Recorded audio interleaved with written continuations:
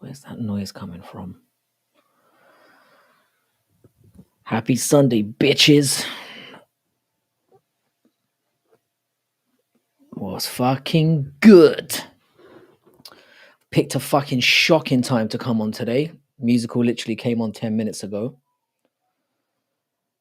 Fucking shocking decision, but I've got a bit of a tight schedule tomorrow, so I got to come on early. I can't be sleeping in the middle of the night tonight. Hope everyone is fucking good. I can hear noise coming from somewhere and it's really pissing me off. Anyway, how we doing, motherfuckers? DJ Aiden One Direction fan. How you doing, bro? What's good? How's it going, Westy? What's good in the hood, man? We are in the house. How you doing, Tino? What is good, my man? resounding victory for the boys. Frankie, quick question. For the video, you want 60 seconds explaining best. Yeah, so 60 seconds for the best, 60 seconds for the. I mean, if it goes over 60 seconds, it's not a big deal. And if it goes under 60 seconds, obviously it's fine as well, but just like around that time. So one for like the best moment, one for like the worst moment. And and like it's better if it's like personal to you. So it's like the moment that most like really fucked you off. And the moment, you know, where you got bricked up, you got the best MMA bricked up moment. I'm gonna be lurking, gotta run home and shower in it, sweet brother. No worries, Westy. I'm gonna be here for a little bit. I've got like a packed schedule in the morning. Like I've got to take my daughter to the airport. She's going to China in the morning. And then I've got my son's got some stuff going on as well at school. So it's gonna be one of those. So that's why I'm on a little bit early today. I figured I'd try and get like a decent night's sleep. You know, if that's gonna be possible. But yeah, Eustace, if you could any flavor you want to do it in's fine.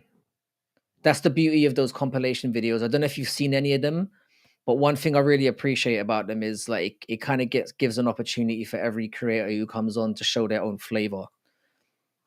So it should be however you want to do it's fine. I appreciate the fact that you're willing to do it. I've had a couple back so far. Tino, I hope you're well, brother, by the way. Shout out to Tino ABL the Tune. Big fan of your channel. I love your stuff. And Newcastle are back to tricking us again, I guess, giving us a little bit of hope. We've got a nice little fixture list coming up, so maybe we can do something. I don't know. So typical that we get probably the best card of the year right at the end as well. So now I'm kind of like, I was kind of like leading up to the card. I was like, do you know what? I'm happy that we've got a month off. I was cool with it. Now after that, I'm kind of a little bit sorry. You know, I'm like, God damn, no MMA for a month. Gutted. But that's the way the cookie crumbles, I guess. I hope everyone's having a good Sunday. I hope everyone's all chill. I know people are kind of used to me coming in a little bit later, so we'll see how it goes. If you are in here like lurking and jerking, throw up a like. I'd really appreciate it. And hopefully we'll get into things. I'll probably hang around for like an hour and a half or so. Maybe we'll see how it goes. If no one turns up, obviously I'll just piss off. We'll see how it goes. Hope everyone is good. Yeah, man. Bro, this is what I'm saying. We have the most scumbag team. I mean, it's only Leicester. They absolutely suck, but we've got some winnable fixtures. Hopefully we'll get some revenge on Brentford. We're usually pretty good at home. I was actually looking at our fixtures for the whole year, and we've got some tough away fixtures out the way. So I'm hopeful. I just don't think we're very consistent is the issue. So hopefully we'll do some big things in January and we'll see. But I'm starting to doubt Eddie Howe a bit. I'm not gonna lie. For everyone who's tuning into this, they're probably like, "What the fuck am I talking about? Talking about real sport." But yeah, I'm looking forward to seeing what you've got coming up in the new year, bro. You're doing amazing things. I wish there was some way we could do a collaboration as well. Maybe I need to jump on and do some Newcastle related stuff as well. why not? It's gonna be a slow month. Might as well broaden the horizons. I might do a little bit of gaming this month as well. Got a few things I might jump on. We'll see how things go. Oh.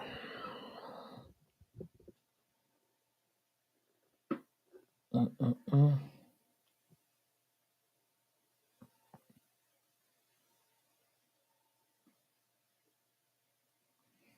How you doing, B7? What's good, man?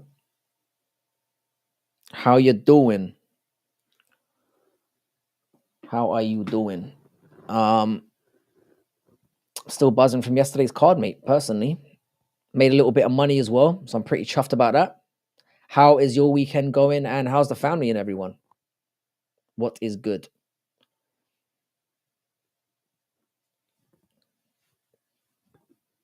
I may have to revise this time moving forward. I don't think I can be coming on too early on a Sunday. I can't be competing with musical. I mean, he's actually talented, whereas I'm just a waffler. How's it going, DJ Aiden? Are you the real DJ Aiden? I can never tell. You got so many aliases. It's difficult to keep up with you, bro. I hope you're good, DJ Aiden. I still need to check out some of the stuff on your channel, to be fair. It was amazing. It was amazing. I loved the pace of it. I loved the pace of it. It was great. Yeah, Tino, if you ever wanna do a little segment on my channel as well, bro, I'm always down. I love your stuff. And vice versa. Just hit me up on like my Twitter's at Bad MMA Math. I think you're on there already. And we've got the Discord going as well. Give me a shout. I'm always down to do stuff with you, man. Your stuff is grade A. Yeah, B7. I didn't think it was going to be a stinky card. I thought some of the. In fact, I remember saying in the build up that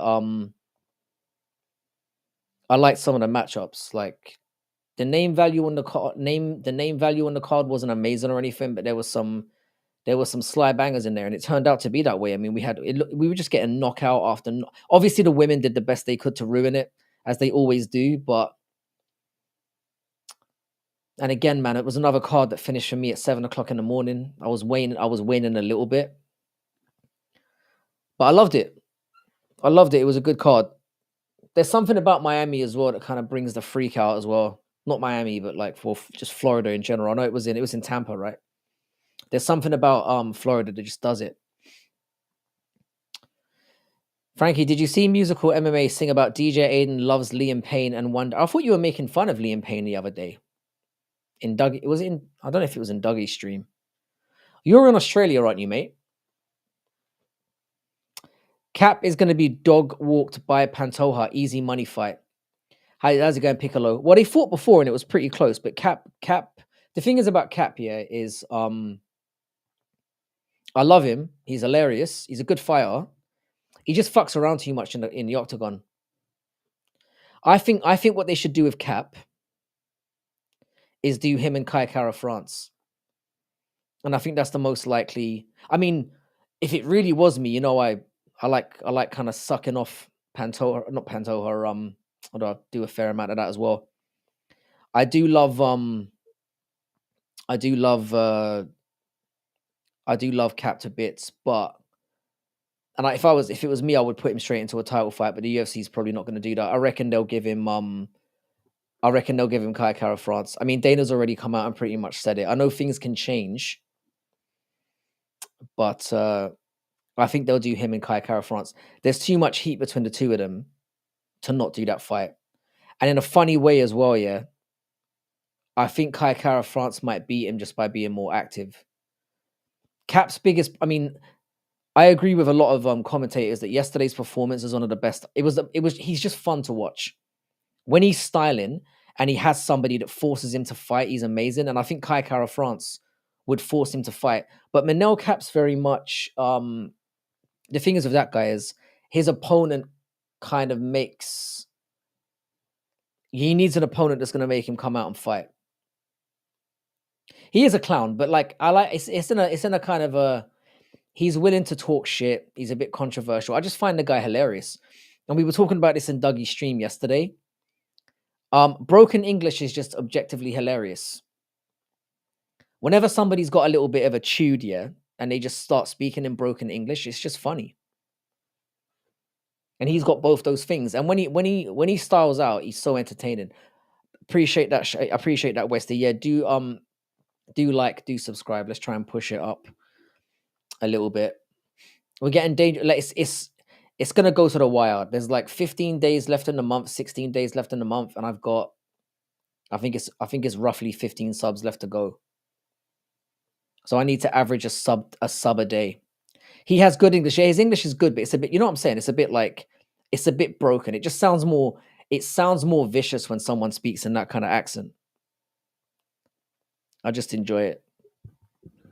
But no, the performance was great. The call out was great. He's put himself back on the map again. Like if you've been on this, if you've been around on this channel for a while, nobody glazes Manel Cap more than me. I literally got a message from Jack saying, "I know you're buzzing right now." Yeah, Westy is dangerous. Dangerous. I feel like we talk about this every time. I feel like I'm a broken record, but we are close. Like it goes up, it goes down, it goes back up again. It's like it's a 2 steps forward, one step back thing. Yeah, when people go at each other in broken English, it's just funny, man. Cap and Urseg, I wouldn't hate that as well. The only thing is, yeah, Urseg's obviously coming off a loss, which is a problem. And Urseg won't talk shit, whereas Kai Kara France will. And I don't feel like they're ready to give Kai Kara France a shot yet. They might. I think it's the most obvious fight to make. They've got a long-standing rivalry. There's a lot of hatred there. I can see them doing that. But the thing, I don't know what they're gonna. If I was them with Urseg, I would do Urseg and Asakura, because they're both pretty mild-mannered people who aren't going to get into it on a mic, but they bring the fight as well. So I think those two would be a guaranteed banger, and they should be on like very similar time schedules as well. Like I know Kai Sakura recently lost, but it's not like he took heaps of damage. So I can see a decent time frame where him and Urseg could they're both from the same part of the world as well, or in the same sort of region. So I could see them doing that. I became a Cap fan last night. After 3 cup checks, he became a matador. Bruv, he was playing possum a little bit on the third one, which again I really enjoyed. When Cap first came into the organization, I thought he was a bellend. I didn't like him, but he's grown. Like I don't know what I think the moment for me was when he called Israel Adesanya a pussy to his face. I love that. And anyone who drops F-bombs to me in this anyone who's like just doesn't give a fuck about getting cancelled, I know that doesn't really exist. But people that are just in your face and act like that in this day and age, I just appreciate, because I don't think we get that enough these days. Everyone's too scared, whereas this guy doesn't give a shit. Kai sounds a little bit feminine. He's Japanese, bro. Japanese people are fucking weird. I don't know if you know their culture over there. Japanese people are very respectful, all that kind of, like, now. They're fucking weirdos, though. They're all weird. And I mean that with all due respect. Gonna have to resort to betting on KSW. Can you bet on KSW on Paddy Power already? Oh, you're using a new one now, yeah?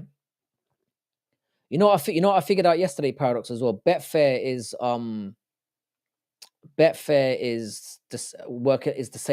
the same company umbrella as Paddy Power. I didn't know that. Bruv, he would have definitely fought Adesanya. I mean, Adesanya would have fucking swatted him, but Cap's a prize fighter. Cap's got balls.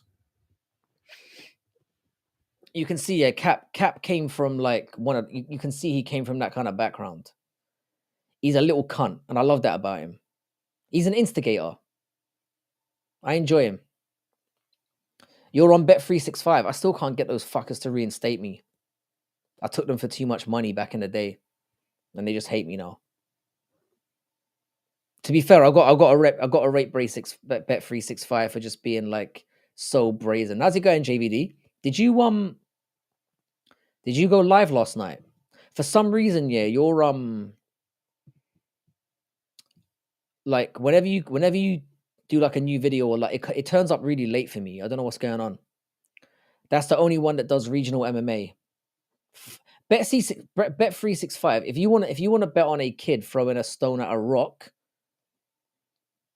Bet365 has everything available. Bet365 is what got me into gambling because you can literally gamble 24/7 there. They got football matches, handball matches, all that kind of shit in the back house of nowhere. So it really it's the app that got me into gambling, and it is, if I'm being honest with myself, it is the best betting app in terms of the variety you get with them. They're just scum though. And when I first joined them, yeah, they had like a double your money betting. So you basically, whatever you put into the app, you got back in free bets, and they did it up to £200. And that's how I ended up taking them for a lot of money, the stupid pricks. I did go live, but I'm not doing cards anymore. To be honest, yeah, watch alongs are just painful, mate. You know how I feel about them. Like, I usually hang out in Dougie's because like the community there is pretty cool, and I usually jump on a little bit later on in the card. But they're brutal. Paddy Power are scum, are they? What did they do to you, bro? I'm not like I said, I'm gonna take a little break from gambling until the new year. I might, because the thing is, yeah, I mean, we've got like, it's not like we've got nothing for the next month. We've got boxing next week as well. Paddy Power never activated my account. That's bizarre. The fuck is that about? That sounds like Bet365 moves. Bet365 are just gangster. Like the fucking stream cunts. I think I'm gonna take a little break because even with the boxing, yeah, I'm very undecided in this one. I think the Usyk is the best heavyweight in the world right now, but Tyson's dangerous, and I think he's gonna come a lot more prepared for this next one. So I don't really want to touch that bet. I can probably see it going the distance again. You got your full cast now, so you're well on your way. What's the recovery time for it? All of their casino games are extremely rigged. Customer service. Oh yeah, man, I don't play any of those casino games. Anything that's on an app like that, I mean, they're dodgy as fucking real life. So you can imagine. Yeah, man, I don't play any of that shit. Like their roulette or their spin thing. You actually won £30 on the slots of free. That's how they get you, though. How you doing, Shotty? What's good, my man? It was good hanging out with you in Dougie's stream yesterday. It was a lot of fun. Better promotions. That's why I kind of miss Bet365 as well. You need to get some videos going. I'm planning on recording some this week. So I've got like a recording schedule with crossover and I've asked a couple of creators to do some videos for me as well. 5 months. It's not that bad. Is it easier to walk around now or worse? You're gonna do a watch long for the Fury Usyk fight? I probably will. Because for that one, I can probably jump on like for the co-main. I haven't taken. Is the card any good? Because it used to be. I used to just assume, yeah, that like boxing. I always assumed that boxing cards are like dog shit, but lately they've been really making an effort. So I'm not just gonna assume. Let's have a look.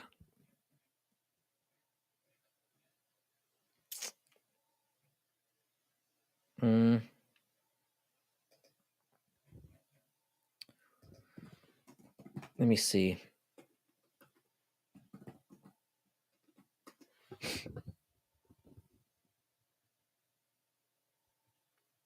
I can hear something and I don't know what the fuck it is. Maybe I'm tripping. I'm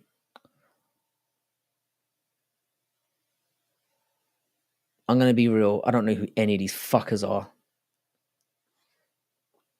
So I'll probably tune in for the co-main or like when the co-main event's finishing. And I'll do like an hour and a half on the day.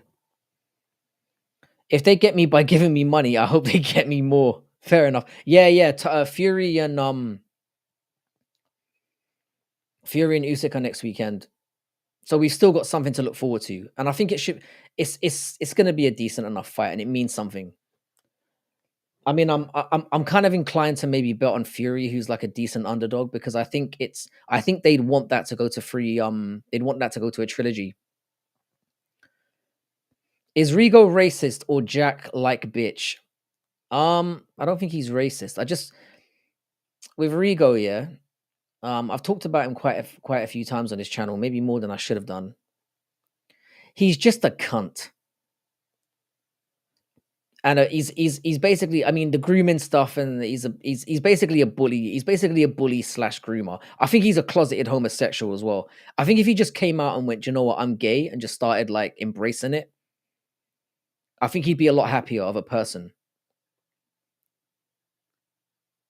I don't think he's figured it out yet. That Bivol versus Better BF2. Oh yeah, that card is insane, bro. There's actually good boxing cards now. Shotty, who do you think won that fight? I had Bivol winning it.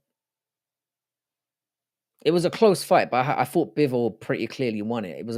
I wouldn't go as far as to call it a robbery, but I thought Bivol won it. That's another one. Might be what I mean. The only thing I would say though is it looked like Better Biev was more dangerous. Rigo has said he's gay. Has he? Oh well, good for him. I'm glad he's come to terms with it. He's also said he's got a girlfriend as well, though, right? Which I guess nobody was going to believe. Like the stream. Rigo is a Fuentes type. I don't know what that means. I feel like I should know what it means, but I don't. Maybe you can explain it to me. Is it something that I really want to know? But yeah, I did feel like Better Biev was more dangerous seeming, but the Bivol fought the perfect fight. I had him winning by like 2 rounds, I think at the time. But I thought it was either going to be a Bivol win, or it was going to be. I wouldn't have complained at a draw, but knowing how boxing is. When did Rigo say he's gay? I don't know why I even care. I just feel like it would be better for him if he just got it out of the way. Fury can definitely win. Remember how he won like seven rounds in a row last fight? I thought Fury lost pretty much the entire back end of that fight. I thought Fury lost the first 3. I had Usyk up 3-0, and then I had Fury winning like the next 4, and then Usyk seeing out the rest of the fight. There might have been one in there where I think I had Usyk winning by like 3 rounds, all in all. I think that's the way I had it. That card last night was great. Mate, last night's card was spectacular. I loved every second of it. It's so typical that the last fight night of the year had to be a good one, so that now we're like shit. I'm wondering if they did it on purpose. It's like I was telling you boys, man. I've been apathetic to UFC now. I don't really give a fuck. But now I'm like, man, I'm kind of gonna miss it. A couple of weeks ago, I think. Yeah. I mean, if he really means it, good for him. Good for him.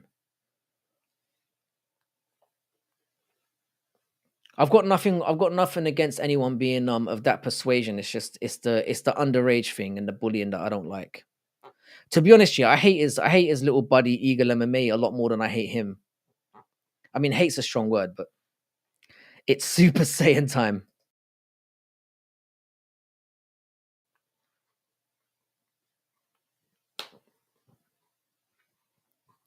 Man, that was a banger of a show back in the day. I used to be bang on that when I was a kid.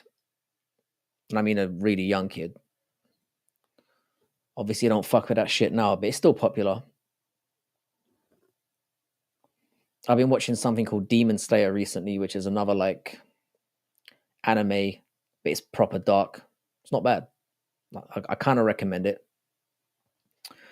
Same. I'm so tired of the UFC's bullshit, especially John Jones. What Shotty, what do you make of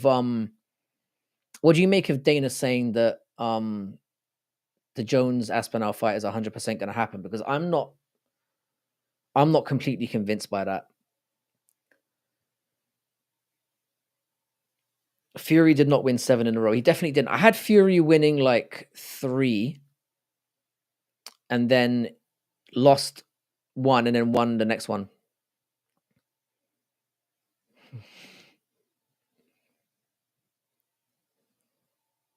Wow, JVD, they still.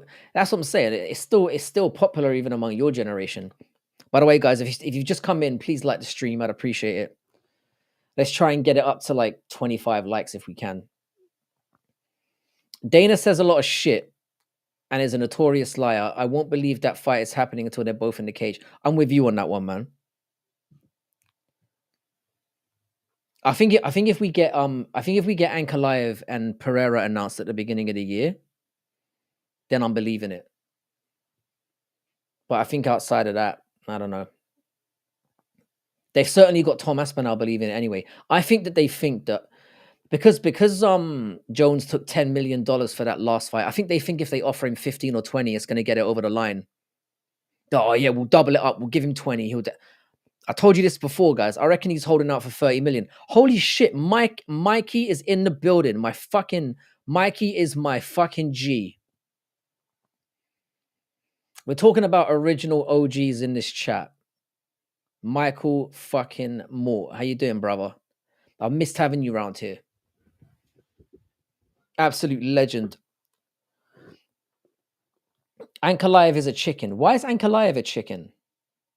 I thought he was a chicken before, to be fair, but he definitely wants that fight now. There's nowhere else for him to go. I think Ankalaev is too dumb to be a chicken.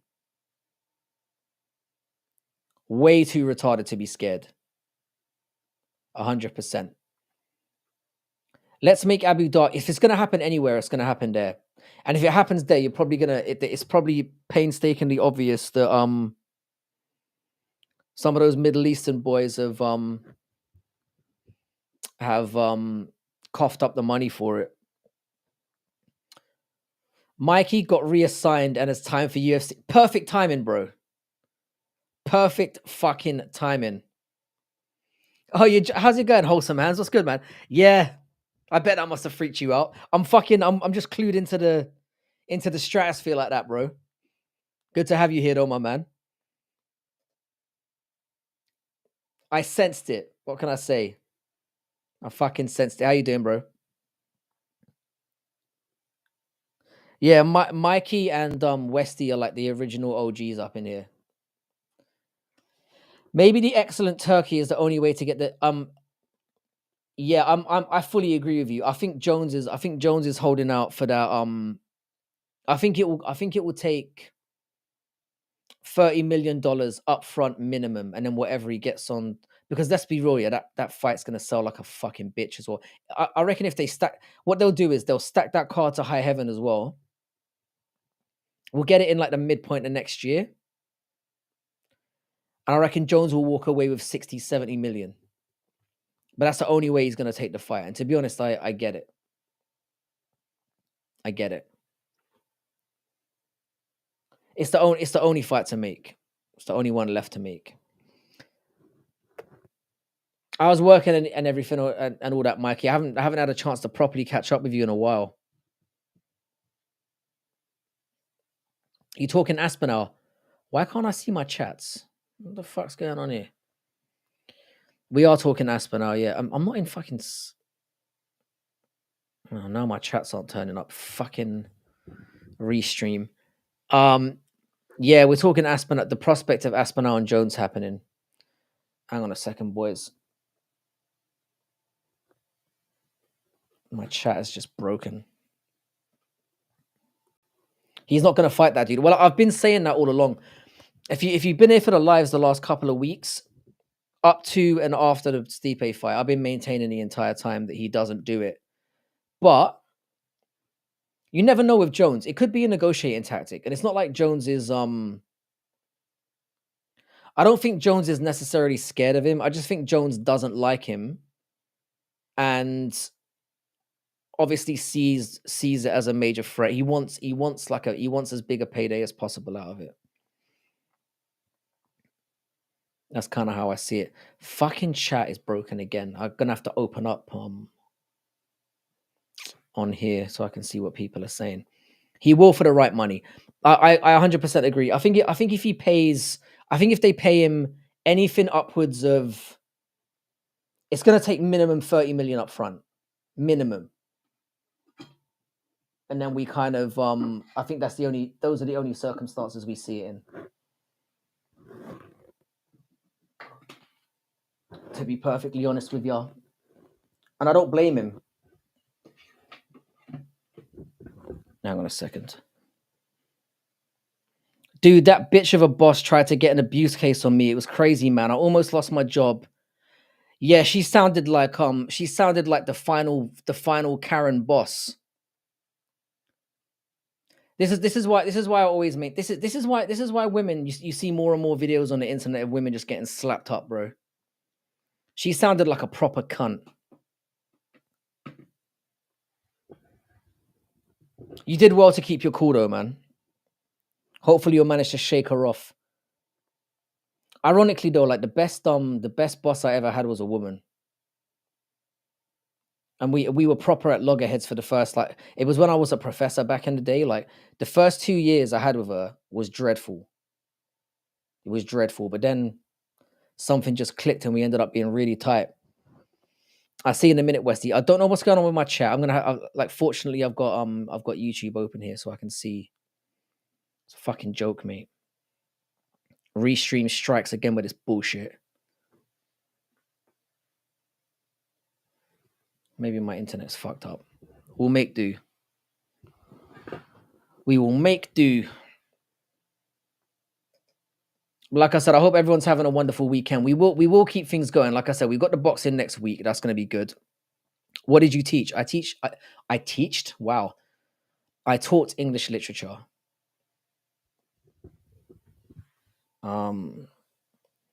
Which was stressful.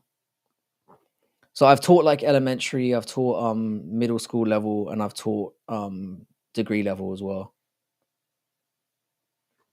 And I don't miss it for a fucking second.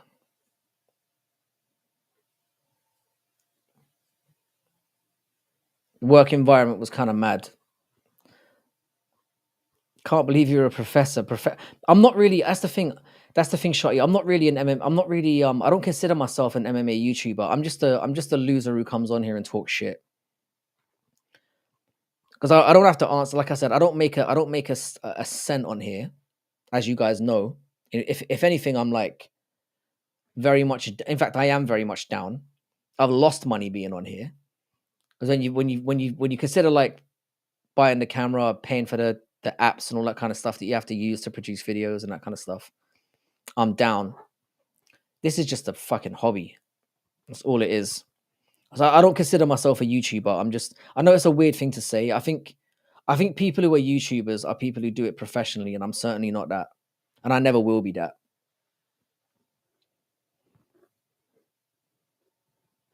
But yeah, I think if my former colleagues could see what I was doing now, they'd be very shocked. I hid a lot of my real personality in that job.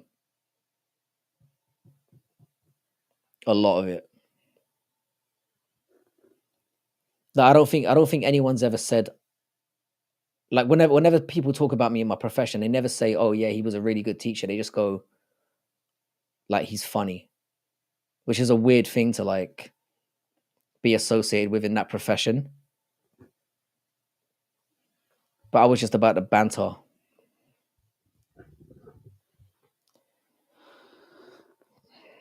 But I think I care too much about that job.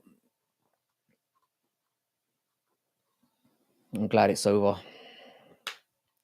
I should have done porn or like fucking stripping or some shit. Too old for that now. Maybe elder porn will become a thing. I can jump on that. Who knows? It's a freaky world out here.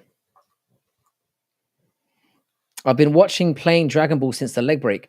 Bloody hell, bro! You've got a lot to catch up on. The good thing about those shows there, JVD, what you should do, bro, get on One Piece.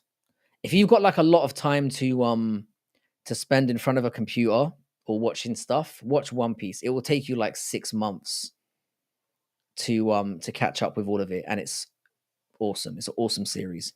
And of course, I mean the animated series and not that fruity shit they've got on Netflix. The actual original, like, live action. No, not the live action, the other one. I'm sure it already is at some capacity. Yeah.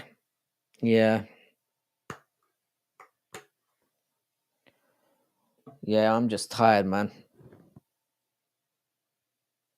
I wouldn't mind getting a video as well from you, Mikey. Get you on that as well.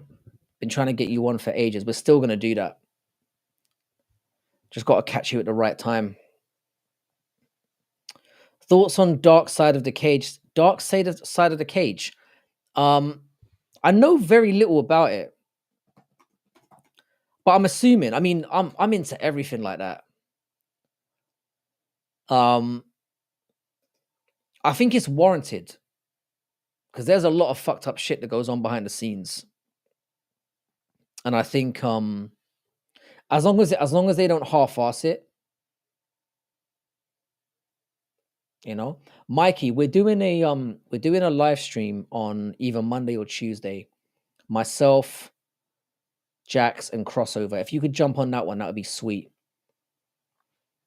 They make great docs on pro wrestling. Now they're gonna do an MMA series, bro. It's like you said, man. There's so much they can. I love those. I mean, I'm not like a wrestling fan anymore. Like I haven't been a pro wrestling fan since I was like 15. But when those documentary series come up, I always watch them because they're always entertaining as fuck. The stuff that goes on behind the scenes is way more entertaining than the stuff that goes on camera, and I imagine it will be the same for MMA.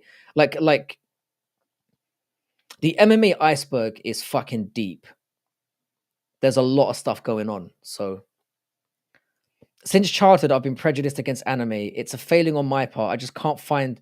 Um, yeah, wholesale. It depends on what you're into. Like, I mean, there are loads that I could. Yeah, please do, Mikey. I want you on, man. We've got to get this done. Um, and then I imagine you'll be on regularly after that. Um, yeah, no, anime. I got into anime very very late, and I wouldn't say I'm into it in a major way, but I've watched all the big ones, and they're amazing. When you catch the right ones, they're amazing. I mean, stuff like Death Note, Cowboy Bebop, they're very short, but they're amazing. Um, Promised Neverland, Bleach, One Piece, they're all great. Naruto, I fuck with all of them. One Punch Man is great as well. If I was you, man, if I was you, Hans, I would give them a second go. Like, give me a shout in the Discord if you want like specific recommendations. But like I say, I'm an old because they blur that fine line between like nostalgic and like, you know, but like they're they're still like adult enough to enjoy those kind of themes. Hans, do you watch Rigo though? His downfall is coming very very soon, and like the meltdown that he's gonna have when he eventually gets kicked off the platform is gonna be legendary.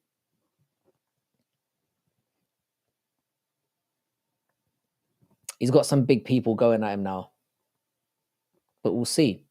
It's phenomenal. Again, I don't really care that much about Rigo. Like in the, it's just more to stay away from grooming little boys, mate. And then I'm not bothered. Bully is probably the fair way of putting it because I genuinely think like don't get me wrong. I think a lot of what he's done is disgusting in terms of like the saying inappropriate stuff to younger men, younger impressionable, not even men, sorry, younger boys. But I think ultimately he's taken edgy a little bit too far. Or to him, because he's got no creativity about him. To him, like edgy is just like, I know, I'll just, you know, make gay jokes, make people it's a bit of a power thing for him. If each MMA YouTuber was an MMA fighter, what would each MMA YouTuber be? Rigo would be Pat Barry. Ooh, that's a bit harsh on Pat Barry. I mean, Pat Barry's dodge, but there's definitely worse out there. There's worse than Pat Barry. I'm trying to think of some examples. I mean, that dude that what was that dude on Tough who beat the absolute fuck out of who kidnapped his girlfriend and beat the fuck out of her and then ended up in jail. What was that guy's name again? He was on Tough. That was a legit ITP is BJ Penn probably. He'd probably he'd probably appreciate that. Actually, I don't know. You can take that in a good way and a bad way. I don't know what MMA fighter I would be. That's a tough one. That's a tough one. War Machine. I was trying to think of his actual name. He was an absolute he was an Roy Nelson is a great comparison with MMA Guru. They kind of look alike as well. Yeah, War Machine. I was trying to think of the guy's actual name because War Machine was coming into my head, but I was trying to think of his actual name. I saw like a docu-series on him as well. He was an absolute fucking schizo, that guy. His missus was hot as fuck as well. You're Brad Pickett.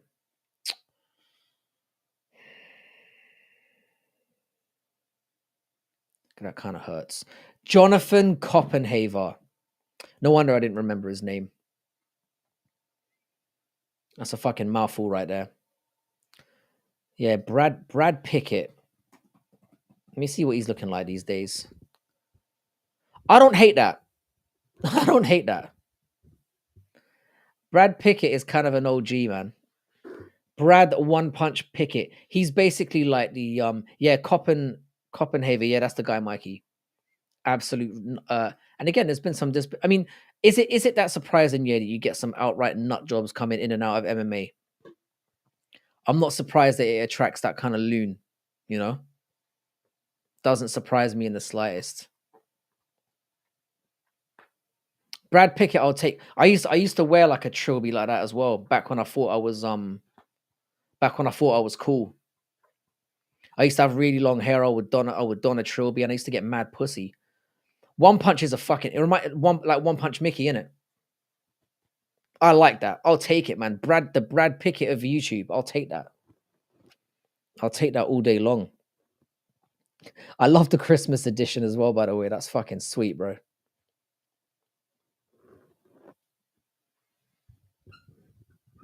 I'm still kind of working out my Christmas plans. I don't know what you lot are up to.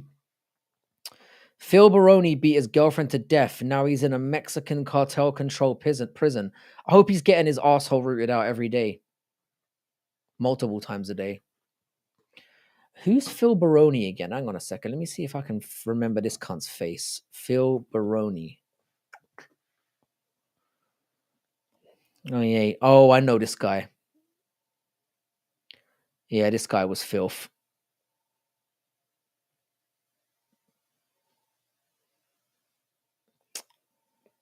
He used to do some dodgy stuff inside the cage as well, where he wouldn't let go of holds, if I remember correctly. Right, scumbag.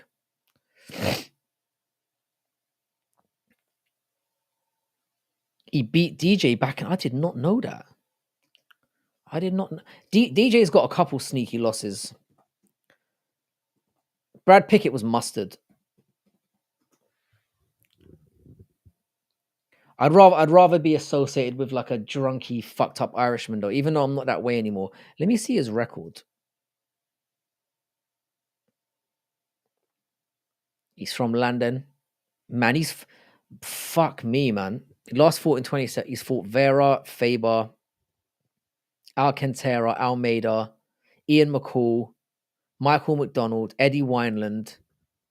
Fucking hell, mate. Look at this list of people. He beat Demetrius Johnson by decision.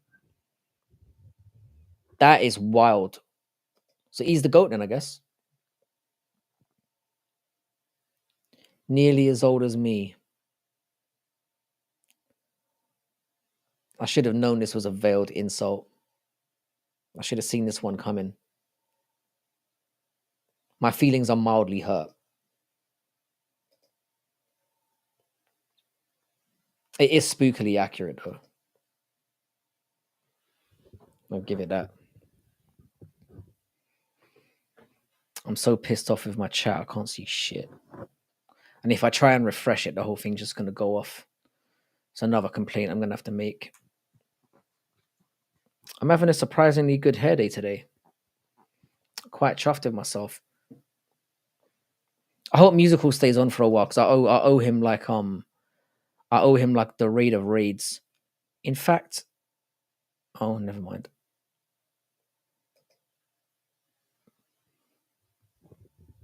I remember Cheeto apologized to London after he KO'd Pickett. Cheeto's a funny guy as well. I like Cheeto. I wish he could have done a little bit better in his career. He's peaked, unfortunately. But Cheeto's one of those guys there. When you see him like off camera, or not even off camera, sorry, out of the fight game, he's very sharp, that guy. Very funny, absolute savage.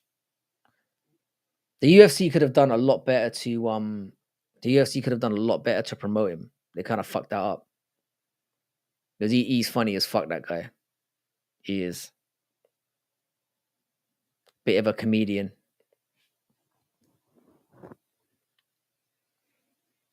I enjoyed the fuck out of him. You're going to be on for a while. I'll probably hang out for like another. What I might do is I might even take a break for a little bit, and try and get in some of the later crowd rather than just like doing a straight like hour. I might or an hour and a half. I might hang about for another like 15, 20 minutes, then take like a 15-minute break, go get some coffee, and then come back on. I might do that. Because like the issue is now, yeah, I'm not tired. And I'm one of those people where I basically have to pass out. Cheeto does commentary for the UFC in Spanish. I need to get on that. I do speak a little bit of Spanish. I wouldn't say it's great, but that doesn't surprise me. Spanish commentary is a lot more passionate. It sounds a lot more exciting. I've actually got a video in the works about that, about how to improve UFC commentary. I'm actually recording it this week because let's be honest, it's fucking crap. I don't listen to UFC commentary anymore. I mostly just turn it off.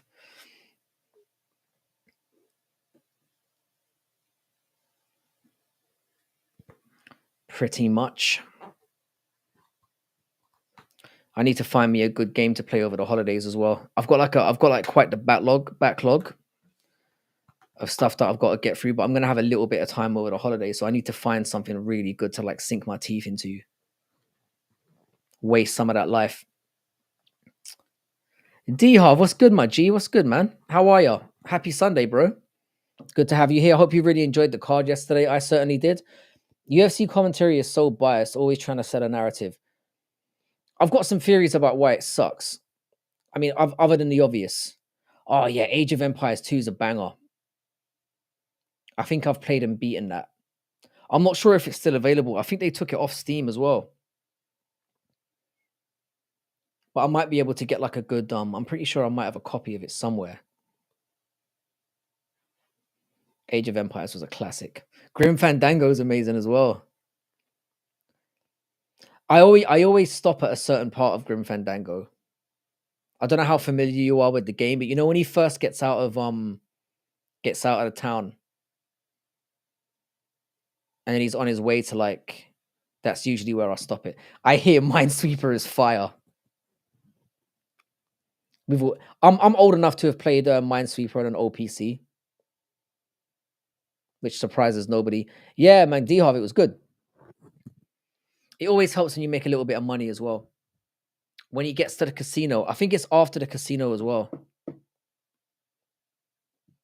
It's after the tuxedo. It's about like 2/3 into the game. I always give up at that point. But the dialogue in that game was fucking incredible. The thing is, with that game, yeah, that was a real tough game. And back in the day, like you couldn't just go on the internet and like, you know, cheat basically. So it was rough, man. I just get to a certain stage of it and just quit. I think it's the underwater part. You know when he rigs that fucking, when he rigs that automobile and he's going from one place to the other. He meets that mechanic. Oh, Lucas Arts was fucking amazing. I've got to play that new Escape from Monkey Island game as well. Guy Frushbook? What's his name again? Guy Thripwood, whatever his name is. Their games are amazing. How's it going, Sniff? What's good, my man? Happy to see you. Yeah, the deep Glottis. Fucking hell, your memory is sick, bro. Glottis, that orange cunt. I'm good, Sniff. It's good to see you, brother. Again, I keep missing your live streams, man. And Guybrush Threepwood, that's the dude. Again, I've never finished a Monkey Island game because they're fucking hard. You'd think they wouldn't be, yeah, but they're like some of the puzzles and stuff are so obscure. Even if you're a fucking borderline genius like I am. Did you ever play Knights of the Old Republic? I did. The second one in particular. Again, though, yeah, it's one of those games here where it hasn't aged that well. Like back in the day, it was sick, but the mechanics of it just don't work anymore. Apparently, though, Sniff, they're making a remake of that game. I don't know how they're going to do it. I've heard of Full Throttle, never played it. Again, I think I've got a copy of that on Xbox. It was on Xbox, right? I'm reasonably sure of that. Full Throttle. I've been playing like a lot of old like I said, I was playing Resident Evil Code Veronica recently. I just beat it quite recently. Didn't realize how good that game was. I'd never played it before. It's the only Resident Evil I hadn't played. Jedi Power Battles on PS1 was I just got done like moving PS1 games to my emulator, so I might need to check that out. Oh, it was on PC. Oh, I think they make hang on, I guarantee you they've got it on Full Throttle Xbox. Yeah, you see, they've got a remastered version on Xbox. I knew I wasn't crazy. Yeah, Code Veronica was. I was amazed at how good it was. Because the Dreamcast was a little bit of a dud, and it only came out on that originally. Such a good game. It's the last. You know when Resident Evil was like used to be amazing. Back in the day, the old school one. I think you were telling me before that was the last one. I remember 13 was like very cartoony from what I remember. It's like a first person shooter, right? The animation on that was I remember it was very like cartoony looking. 13, I remember that. Really good. Yeah, I've been playing through. So I've got like I recently bought like another handheld. So I've got this one here. Let me see if I can grab it around here. Hang on. It's kind of charging at the moment. I've got this handheld which I would strongly recommend. It's called a Retroid Pocket 4. Anything up to like GameCube runs really well on it. But I recently bought a Retroid Pocket 5, so I've been copying off a lot of like I've basically got every ROM game you can think of, and I'm gonna stick it on that and just because I'm always traveling between places, and it just makes sense to have something where I can just go through some of the old nostalgic shit. It's not really it's a handheld, so it just basically plays like retro. It just has a whole bunch of emulators on it. So easy to set up, and you can just add ROMs to like a little micro SD card. Bro, it's amazing. But I've heard the Pocket 5 is even better. So I'm waiting for that to turn up from China, obviously. And you can get one for like $200, and they're amazing. The ROMs you can get online for free. You also have to pay like $60 or $70 for a micro SD card. But no, they're amazing. If you're into like, gaming was way better back then. But yeah, Sniff, you're right about 13. 13 was incredible. Really good game. I like those the old like kind of cartoony style. Ninja Gaiden 2 was my favorite game of all time. Did you play Mike Tyson Punch Out? That was on the original NES. I haven't.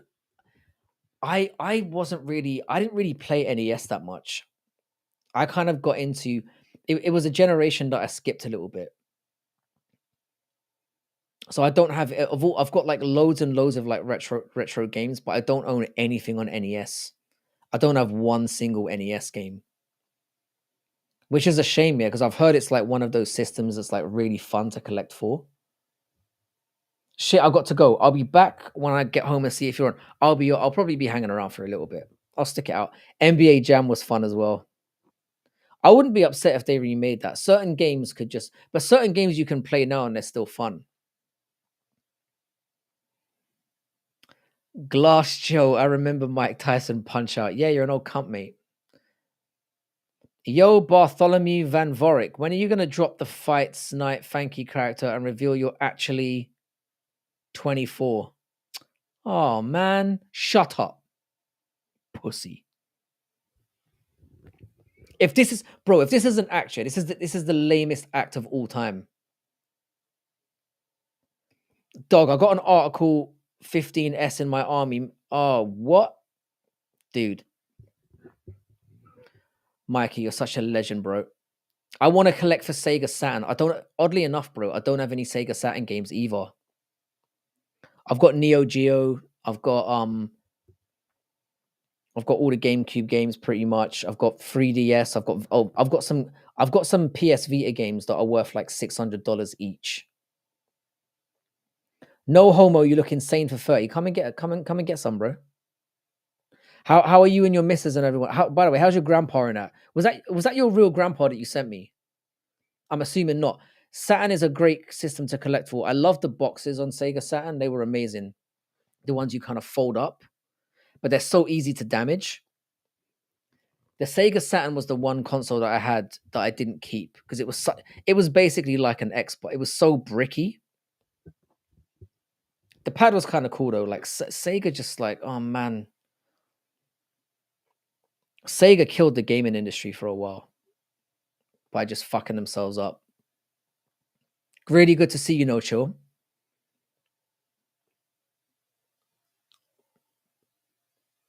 Did you have a Mega Drive? So basically what happened, bro, yeah?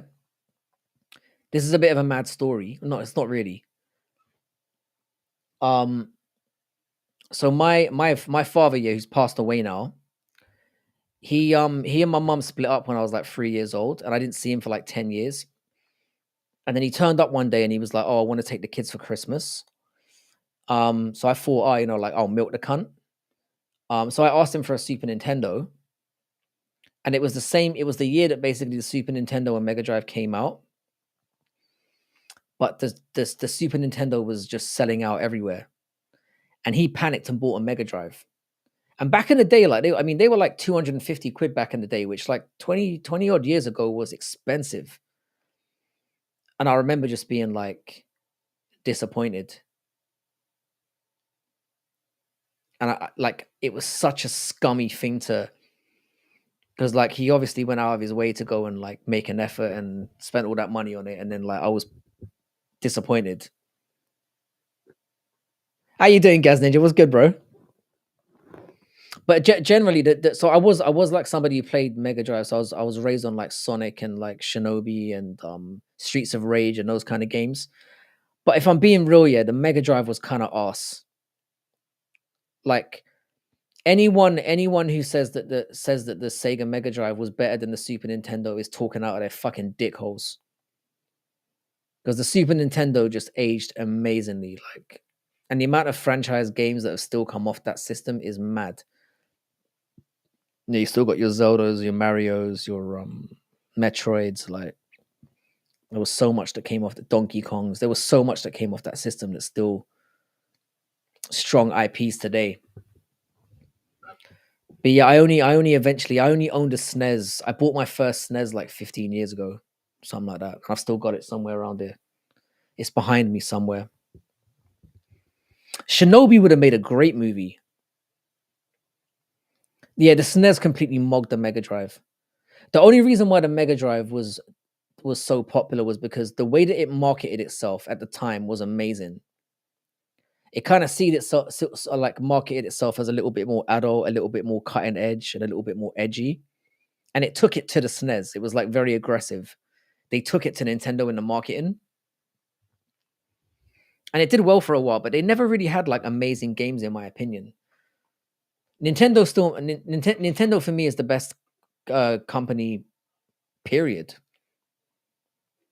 The fact that those guys are like 40 years in and they still make incredible creative games. Is just impressive as hell to me. Ninja Gaiden 2, Ryu Hiyubasa was a hell of a story there. I've got it's funny you mentioned that. Again, because I was literally transferring ROMs from a hard drive today, so a little bit of a honestly, I've never heard of Mega Drive. That being said, I didn't grow up with games.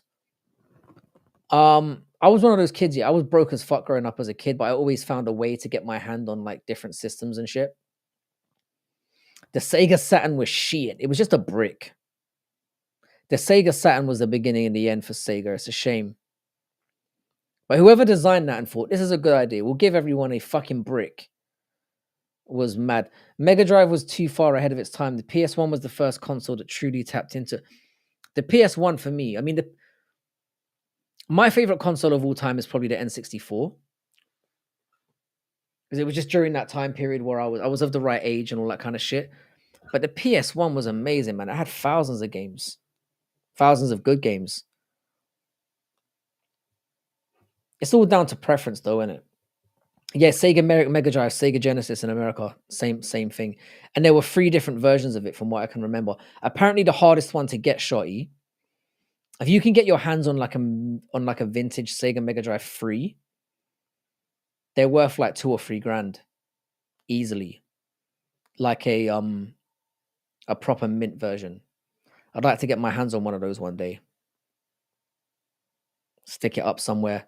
Because there's so much glare in the background. I've got like all my old consoles behind. Oh, I've got a Panasonic. That was a shit console. A Panasonic back in the day was like £1,000, which in today's market is like 3 grand.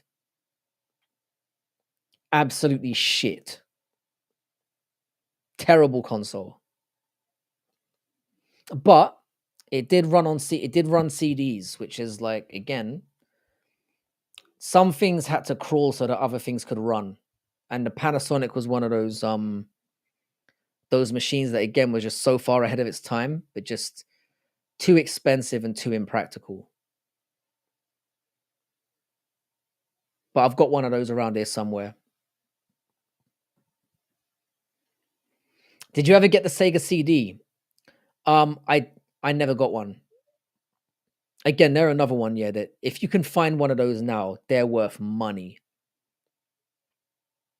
This is where Sega fucked up. It was all the add-ons they tried to do, and then Nintendo almost fucked up doing the same thing as well with like the 64DD and all that shit. The expansion pack for the Mega Drive. See all that stuff here. I mean, when you need to get your consumers to buy more stuff to make your current existing products better, that's why you're fucking up. They made Tomb Raider for it recently, and the engineering is insane. Yeah. I've got all those. Double Dragon. I played Double Dragon not that long ago, and I don't remember. I played Contra quite recently as well, the SNES version. Fucking hard as well. That game's so hard. I never played Bionic Commando, but I'm a massive Final Fantasy fan. I like all the old ones as well. I recently played like Final Fantasy 3, which is one of my favorite ones. Amazing. Nintendo just kills it when it comes to like. I know that Nintendo didn't make Final Fantasy, but it was a stalwart on that console for a while. Reminds me of the man, Sega was so sick at marketing. They had shit in a headlock for a while. Damn, I think Panasonic had some wicked. I think Panasonic had like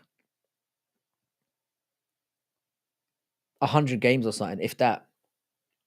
They have remastered all the Final Fantasies to some extent. Like there's a HD remaster of like the old Final Fantasy 7 and 8. They haven't done 9 yet, which I think they need to do. I've got all of them on Switch. They're pretty good. But they've obviously done a remake of Final Fantasy 7, which is a completely different style game. But I ended up really liking it. I hope they do the same. I hope they give the same treatment to Final Fantasy 8 as well. Because I love that. That was one of my favorite in the series. Bro, Shotty, 8 is amazing. It's one of my favorites, but apparently 9 is one of the best games ever. I just couldn't get into it.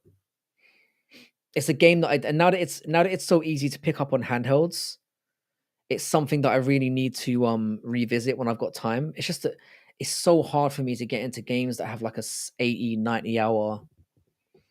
If I'm going to invest that much into a game, it has to be real new. So like I'm going to do yeah, Final Fantasy 9 is apparently incredible. I couldn't get into it, but it's a game that I'm going to go back and play.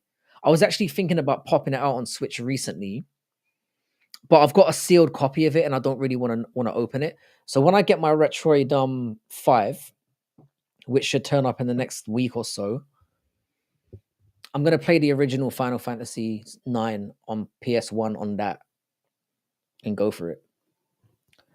Hachi D, what is that? Remembering Double Dragon, bro? Yeah, bro, Double Dragon. The thing is, back then, yeah, there was no political correctness back then, bro. There was all kind of, and nobody cared.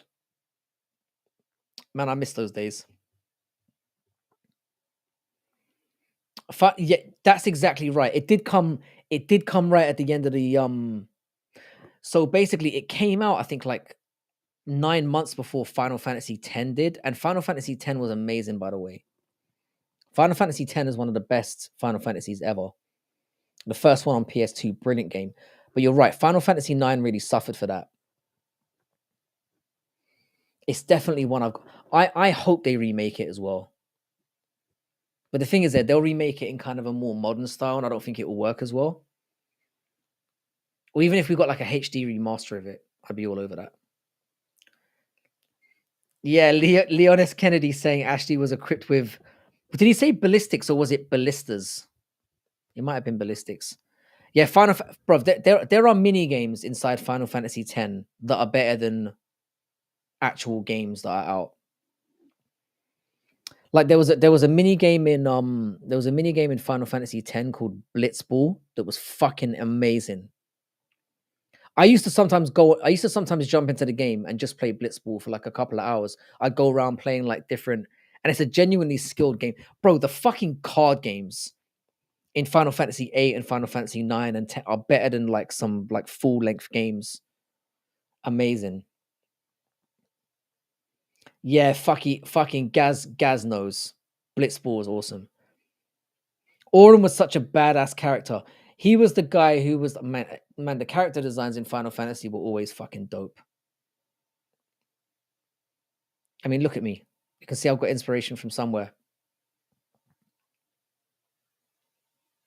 bro. The Ninja Turtle. I've got the original Ninja Turtles 4, Turtles in Time on SNES, and again that game's worth like $600-700 now, easy. I wasn't really much into those arcade games, but Turtles in Time was kind of fun.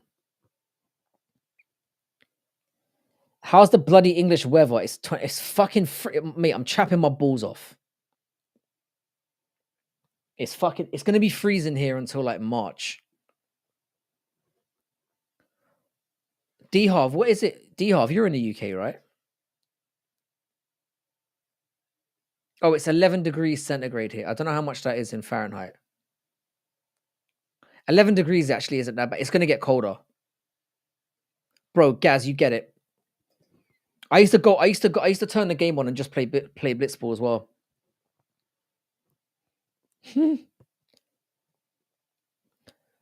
Yeah, again, street beat 'em ups was something that I never really got into as well. I sucked at beat 'em ups. So like Street Fighter, I prefer Tekken, but I've just never beat 'em ups. Yeah, I would buy them, yeah, and then I'd like whack them out for a couple of hours, and then I'd just get bored and never play them again. I preferred like your Resident Evils, your Final Fantasies, your Zeldas. But yeah, like Gaz, Final Fantasy X is probably one of the best Final Fantasies of all time. I had a soft spot for Final Fantasy VIII, and it's not even one of the best in this. It's one of the most trashed in the series, but it's just one that I really related to. It's one of the only Final Fantasies I've gone to the end of. I've beaten the Final Fantasy VII remake, and I've beaten Final Fantasy. Actually, I say I've beaten Final Fantasy VIII. I've got to the last boss twice, which takes you about 120 hours, and I couldn't beat the last boss when I got to it. It's like 40 minutes of just like the bosses on Final Fantasy VIII the last boss takes like an hour to beat. And if you make one mistake, you're fucked. We use Celsius and it isn't cold. +6 degrees. Yeah, we use Celsius as well. I think it's about 11. It says it's 11, which definitely doesn't sound right to me. Yeah, Tekken was amazing as well. Tekken was the first game I played on PlayStation 1 when I first bought one. So that's a very nostalgic game for me as well. And Destruction Derby. I don't know if you remember that game, or Destruction Derby. Final Fantasy VI is one of the best old school. It was groundbreaking.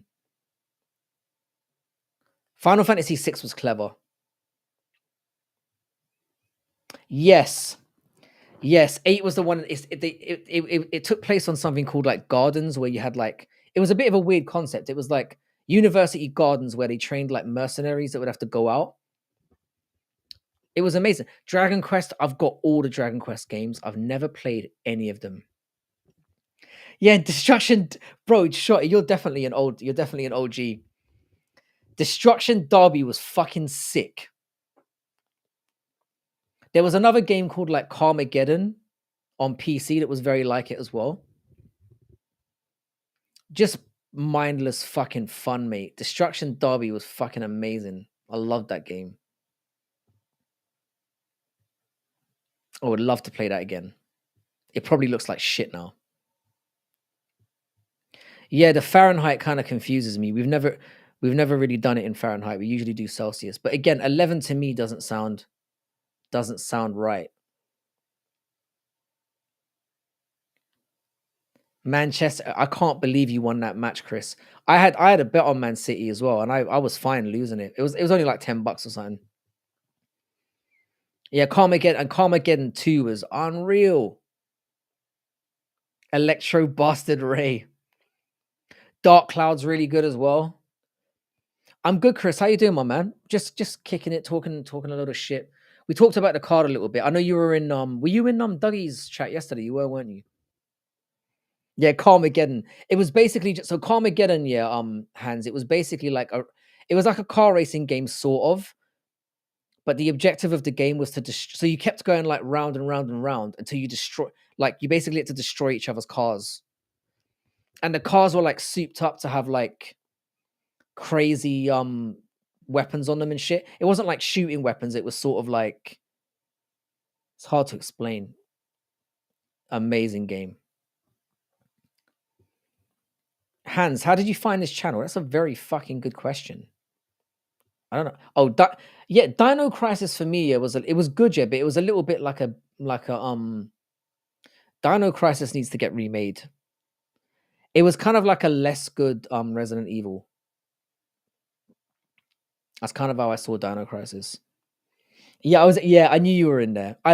Bro, Dougie's Corner for me, yeah, is the go-to for watch-alongs. I fucking love his I love Dougie's watch-alongs. Like certain guys can do it. Like No Chill's another guy that I really enjoy when he does watch-alongs. When I can get on JVDs, he's good value as well. Bruv, I've got a Commodore 64 up there. And I've got one of those sticks that has like every Commodore 60 game on it as well, Commodore 64 game on it as well. It was basically a fucking keyboard, right? I think they're remaking Dino Crisis. Bro, I'm all over that. Went to see Guru for the cat. Yeah, bro. Guru. There are very few people that glaze Manel Cap as much as me. Guru is one of them. I fucking love Manel Cap. Oh, have you ever heard of Bismarck MMA? Is that where you? I've got a lot of time for Bismarck MMA as well. He's a really solid dude. I really like Bismarck MMA. Shout out to his channel as well. Fucking top bloke. Atari for the OGs. Bro, you can get like they've remade the Atari system over, and like, so there's loads of different Ataris you can get on Amazon and eBay and shit now, and they're reasonably priced. You can get them for a couple of, I remember, Excite Bike was great. I played it on N64. Excite Bike is a very underrated game. Paperboy, I didn't really. Oh, ET was ET. ET might be one of the most dog shit games ever made, and it basically ruined Atari, from what I remember. Paperboy is fucking old school. Ridge Racer, fucking. Oh, you guys, man, you guys are speaking my language. Oh, mate, that cap fight. I can't remember where I've had that much. Well, I can remember. It was when Strickland was beating up. Do you know what the cap fight reminded me of? It reminded me of when Cody Garbrandt beat the fuck out of Dominic Cruz. It was a very similar kind of styling. I was playing Wipeout like yesterday.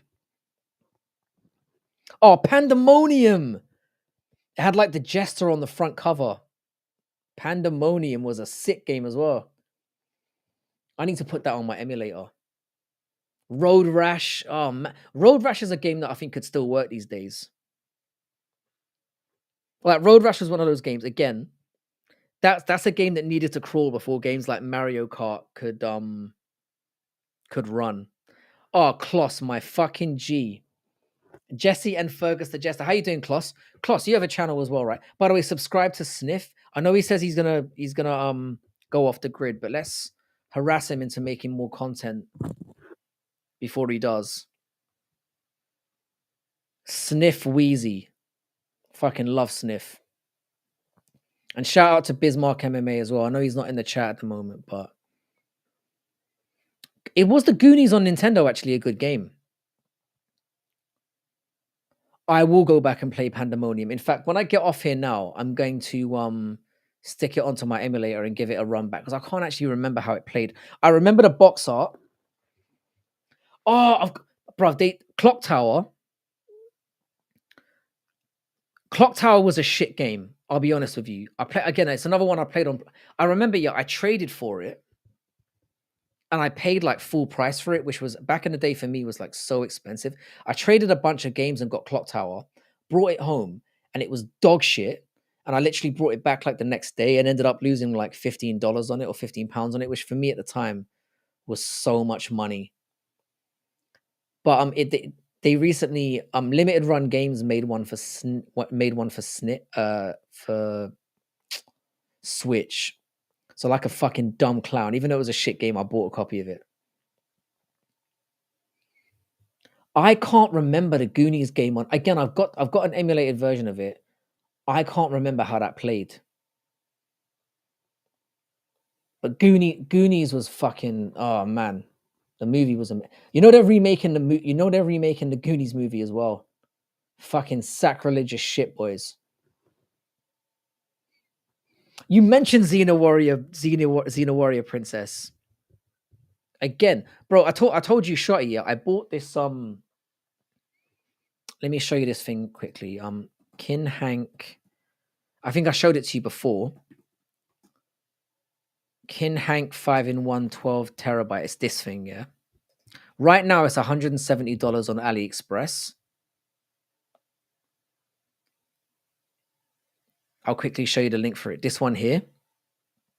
Bro, it has pretty much every game ever made. Yeah, remaking it. Bruv, they've already crossed the line too many times. Do you know what's really good as well? If you guys want something modern to play, now why do they have to ruin everything? Exactly. There's a game out right now, yeah, called Indiana Jones and the Great Circle.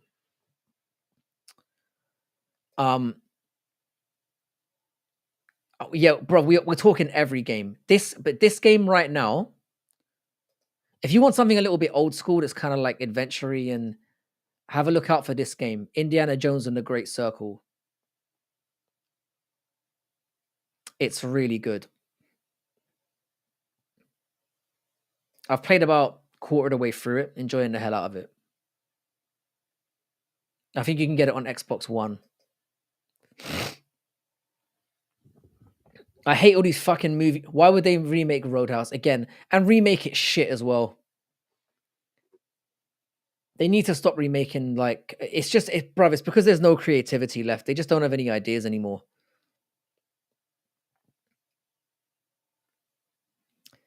Black and gay, bruv. It'll be like transgender kids in Goonies. That's what it will be. We know what to expect. They'll somehow slot like diddling in that as well, which was kind of undercover spoken about in Goonies before as well. Yeah, thank you for shouting out Kloss. If you guys could subscribe to Kloss as well. Kloss is my fucking guy. Kloss is my boy. Oh, Driver as well, man. You guys know this is what I'm saying, man. I need to hang out with some more old cunts like you lot. Honest to God, you guys get it. Yeah, modern remake, bro. I maintain you that nothing genuinely good has been made after the year 2000.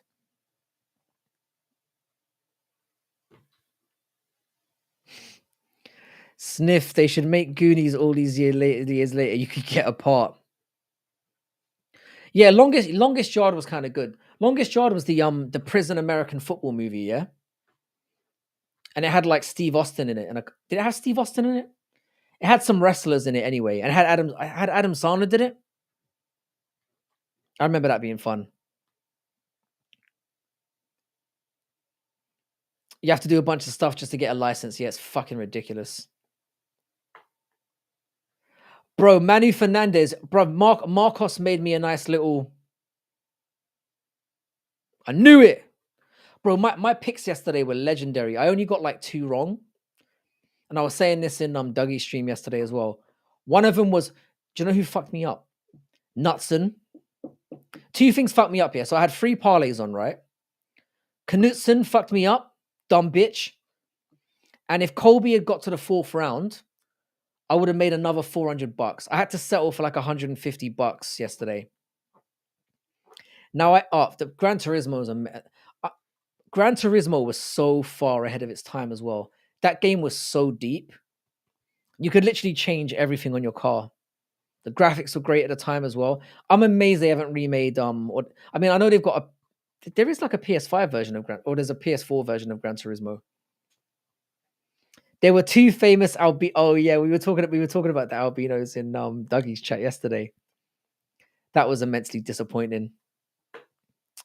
True Grit. Hang on a sec. True Grit. Oh yeah.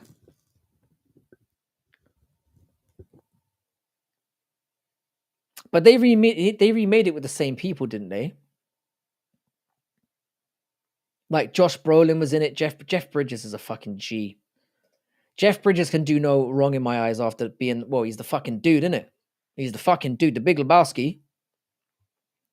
Frankie, keep an eye on Felipe Lima, bro. He defeated Naimov and bro, Felipe Lima is amazing.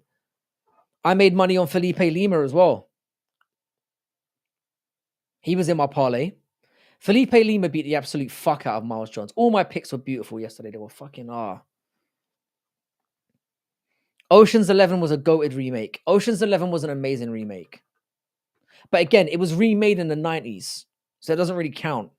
I'm talking about remakes now. Wizzy couldn't beat that Turk, and White Sniff got a dominant. Wizzy's a sick one. Wizzy's a great one. I love that. Even though it wasn't for that mum doctor. Do you know what? Yeah, I'm gonna say something controversial here, Chris. Well, first of all, Colby clearly wanted out because before she even said anything, he was like, oh man, and giving it all of that. He knew he was fucked. He wanted a way out. But I don't hate the stoppage, you know. His eyelid was basically hanging off his fucking head. There comes a point where you're like, look, yeah.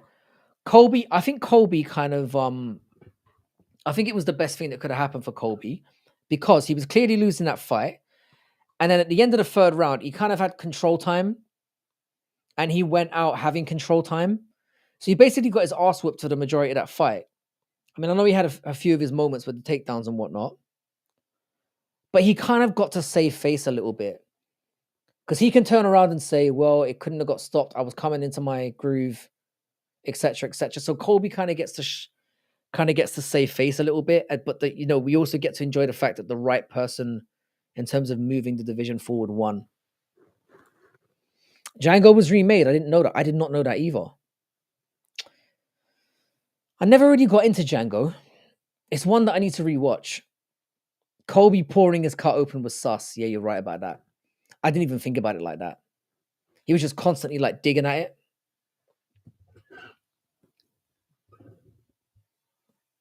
I did not know Django was a remake. I really didn't. Fuck me. I need to see the original then. If there is one and you're not trolling me, which you could be. That song is in the game. Sorry, hang on a second, guys. Scarface is a remake from a 1932. I mean, Scarface is good. It's not one of my favorites.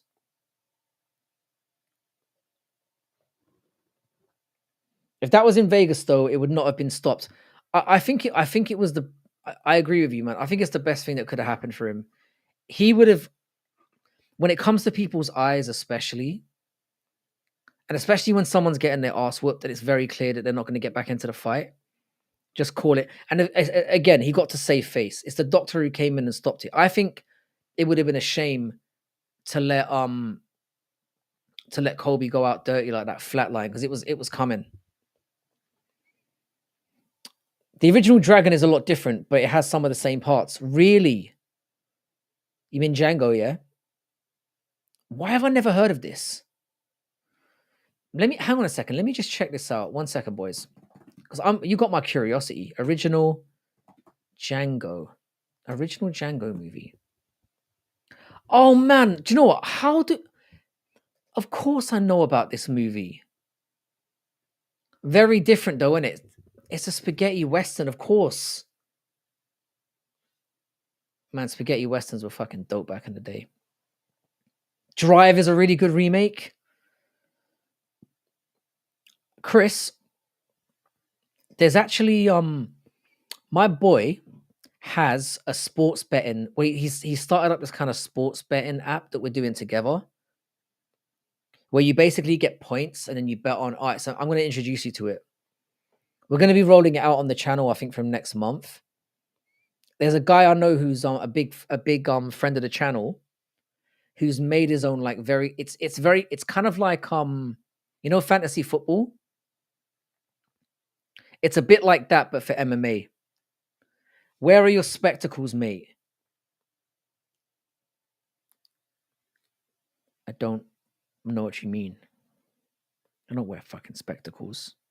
I actually should, but I don't.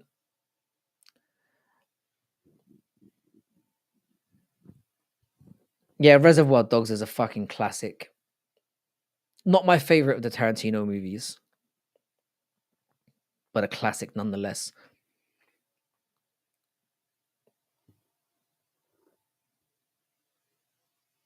It's the eyes, Chico. They never lie. I'm going to watch the original Django. I'm going to stick it on the list. So it's a completely different movie, yeah, pretty much. It's not so much a remake class as it's in like a reimagining, yeah. That's the vibe that I'm getting. I definitely need to give that a try. That sounds fucking wicked.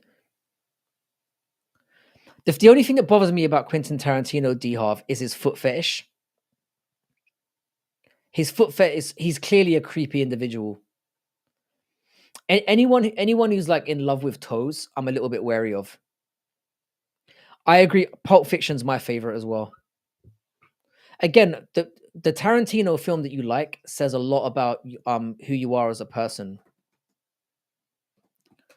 I mean, for example, like I still haven't really watched The Hateful Eight. Inglorious Bastards, I didn't really like that much either. I mean, it was a good movie. It wasn't me. Once Upon a Time in Hollywood was fine.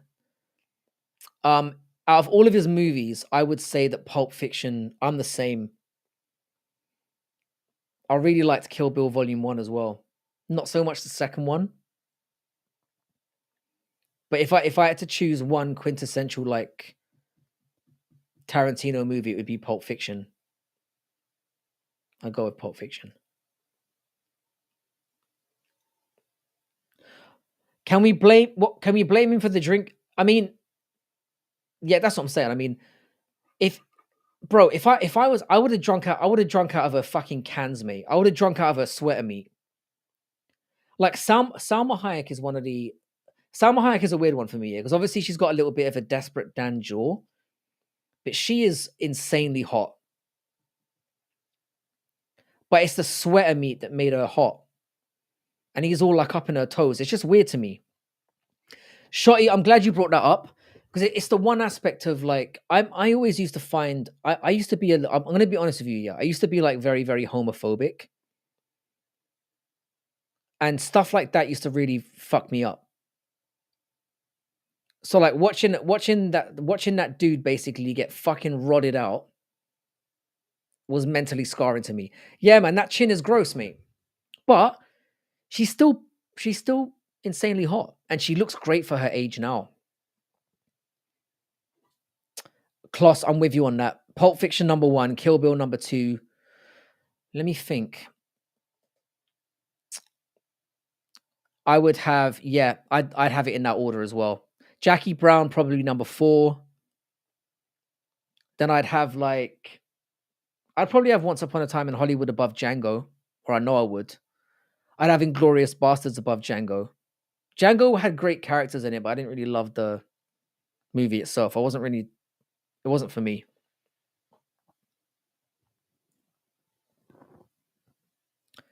Well, I mean, bruv, when it comes, when he breaks back into the door and you see him getting doggied out, it's one of the worst things I've ever seen. Like that stuck with me. It's like that's like my worst nightmare type shit. Especially because what made it so disturbing here is that character was like hard as nails as well. So it kind of just puts across that that helplessness of like even somebody that badass getting essentially raped. It just makes you feel very insecure. Do you know what I mean?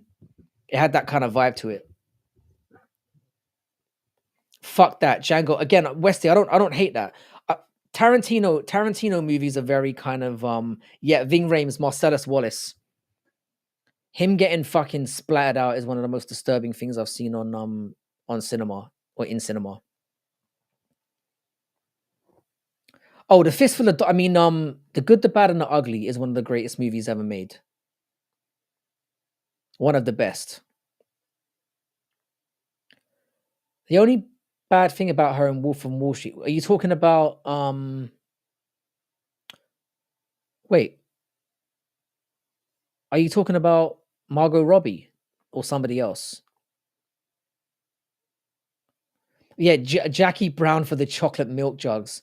She was hot as fuck as well. Absolutely smoking.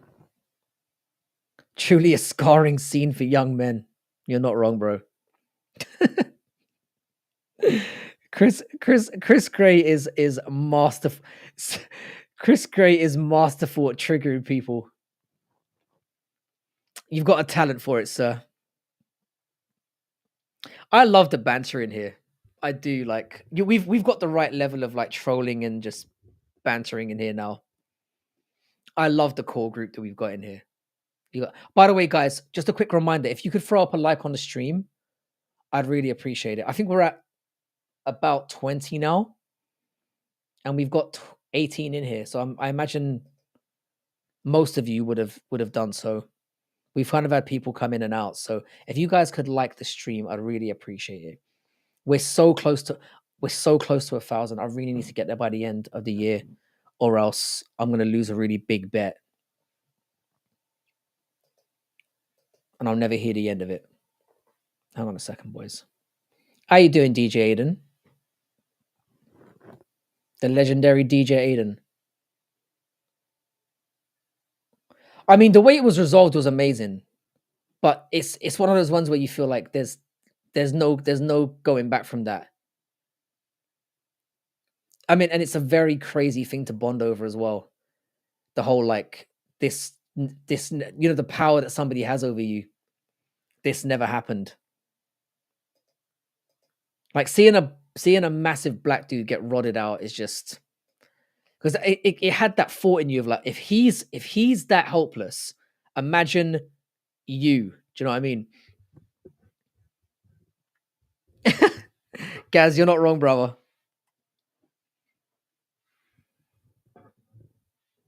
To be honest, shot you like I don't remember the full extent of the scene for good reason. I could probably go back and watch it now at my age and not be freaked out by it. But I remember I was young when I watched that. I might have been, and again, I was very like anti-gay when I was growing up. I used to be very like homophobic.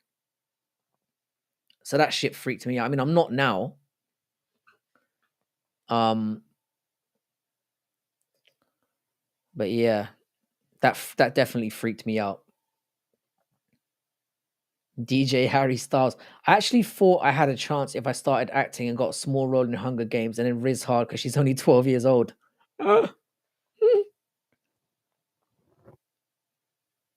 Have you guys all seen a movie called City of God? While we're talking about classics,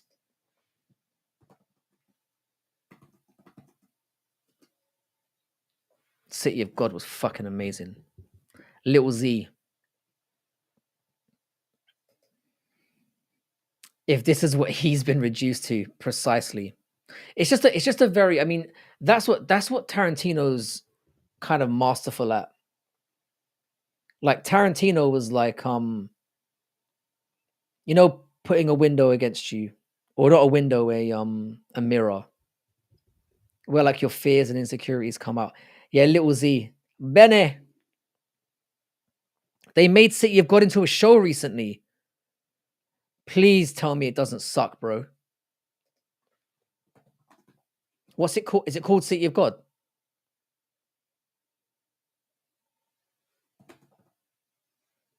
No, they didn't. 7.3 out of 10.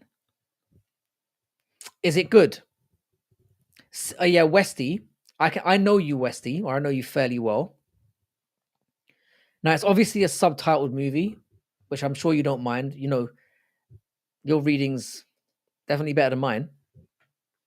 Absolute classic. City of God. Amazing. Let me see if I can pop it up here.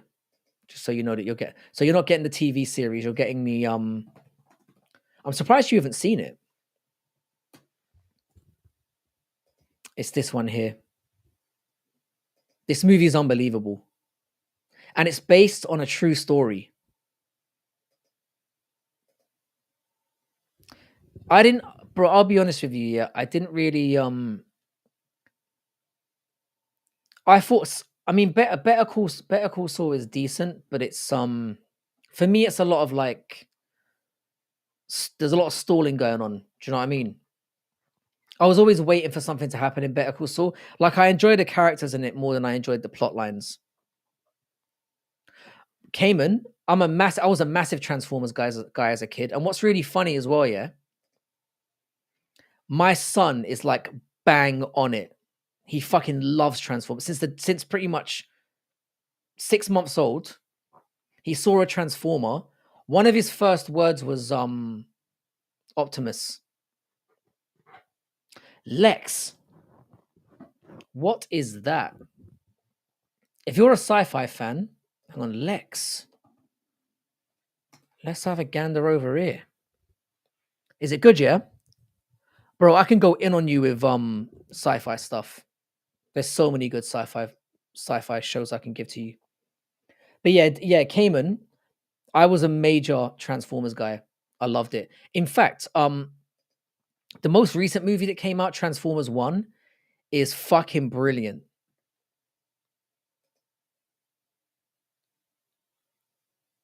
Transformers is still dope. Like my son's got about I'm not exaggerating, probably 100 Transformer toys of various, and he can figure them out better than I can. And he's only 4. Like he can proper transform them. because they are quite tricky these days. Yeah, Better Call Saul. I mean, what's his name? Bob Odenkirk is incredible, but I wasn't a major fan of Better Call Saul. It wasn't like must see TV for me. Whereas things like The Wire, if I say to if there's certain shows where I'm like, you've got to see. X-Files was amazing as well, but The Wire is one show that I'd say to people like, you have to see it. It's just one of those, like, you know. Sopranos is probably another one as well. Starscream, that high-pitched bastard. Yeah, my son knows everything about Transformers. He's obsessed with it. Yeah, X-Files was fun. Have you guys ever seen a show called this is really old school. Sliders. I don't know if you guys have heard of this.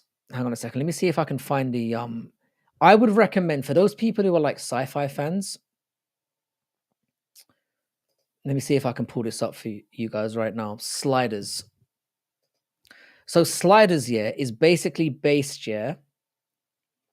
on something called universal string theory. It basically has like in every episode that the main characters basically slide into like alternate dimensions. Now, watching it now, it's aged terribly, but back then it was fucking amazing. The first 2 seasons especially great. I love that show. The concept behind it was amazing. It was like, before they were doing all the multi-dimension and all that shit. Sliders was amazing. When you go back and watch it now, it's goofy as fuck. It was fun. At the time, it was really fun. Every episode of Sliders, he broke his little tool and spent the... Bro, that's bullshit. That's not true at all. I watched Sliders not that long ago, and it maybe happened in like half of them. I would say like Quantum Leap is dope as fuck as well. Quantum Leap is fucking amazing. Oh yeah, Snoop, Chris. But even with The Wire, season 2, for me is like the worst season. Season 2 is better than like 99% of other shows, and it's like the worst season by far. Quantum Leap is another one I would go back and watch. Just way ahead of its time. There's another more recent show out if you're into sci-fi called The Expanse. I've read like every... Oh no, I can't even copy. Oh yeah, my chat's proper collapsed. Let me pull this up. So I've read a series of books on The Expanse, which is just it's amazing. This show, you'll see. Let me pull this. If you're a sci-fi fan, you got to see this. Let me pull this up. Did anyone watch Reboot? Let me have a look. So this is the show I'm talking about here, Expanse. If you guys are sci-fi fans, check this out. Battlestar Galactica, while we're talking about remakes, was amazing as well. The Battlestar Galactica remake was better than the original. Let me see Reboot TV show.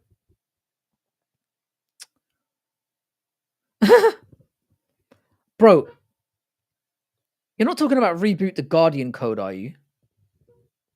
Oh no, sorry, that's the wrong one. Reboot TV show 90s. Oh, here we go. Bro, I've not seen this. Let me pull this up for the boys as well. Hang on, Reboot. Let's check this out. By the way, sorry guys, if you've just come in here, please like the stream. This looks trippy as fuck.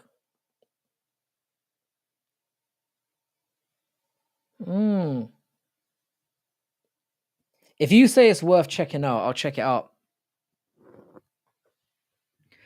Grew up watching Sopranos with my great role model dad. Yeah, your dad. I'm not even gonna say what the first thing that came into my head. The Terminator Sarah Connor Chronicles was a great show too, but got cancelled. I never got into that as well. Ag- The potential was there. It makes me feel a little bit empty inside watching old media. It does. It does. We're all bastards. I get the sense that Kloss, that you're an aged person. Yeah, Knight Rider's very good as well. There's very have you guys ever seen a show called Red Dwarf? Very Britishy. Red Dwarf was so far ahead of its time as well. It was remade in America, and it absolutely sucks ass. But the original Red Dwarf, um, again, so far ahead of its time. Terminator 1 and 2 kind of fell after. Your TV has I never watched Baywatch. If I'd seen Baywatch as a kid, yeah, I would have been whacking off to that like a fucking maniac. Actually, that's not true. The first time I ever whacked off, I was like 18 years old. No, Red Dwarf is a TV series. It's a British TV series. Sci-fi. It's like a sci-fi comedy. But bro, unbelievably good. Unbelievably good. One of my favorites.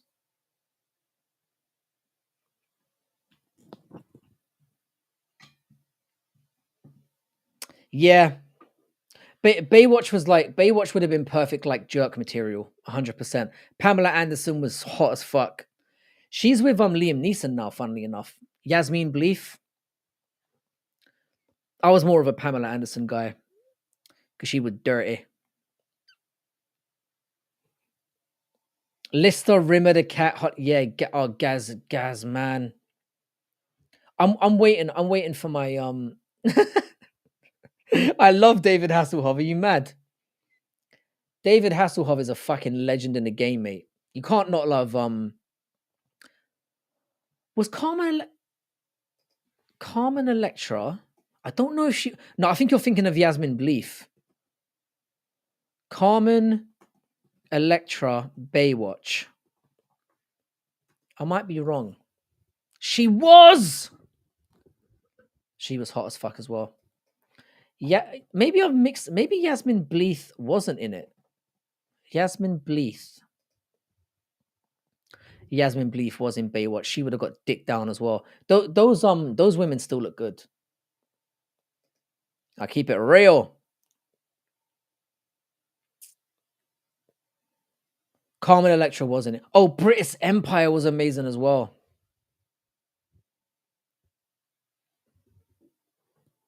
I love that actor, the guy who plays Rimmer. Craig Barry or whatever his name is, fucking legend. Electra was definitely in. Yeah, Yasmin was. I preferred Yasmin Bleeth and Pamela Anderson. Yasmin Bleeth is another one, yeah, who looks dirty as fuck. Oh, Crystal Maze, man, this is turning into like nostalgic Sunday. Crystal Maze though, like the original one with that bald cunt. That was the real Crystal Maze. After that, yeah, they hired some other guy who was like, when he had hair, and he tried to be overly quirky. Then it got shit. But the Crystal Maze was dope. I would have definitely gone on that show if I was younger. When I was younger, that shit was on Channel 5. Not enough black cheeks in Baywatch though. I'm all right with that. Were there any? Yeah, bro. This is turning into like we've got like a bunch of like it's like 80s dudes in here right now. It's very much becoming a 30 to 40s like demographic, which I'm cool with, man.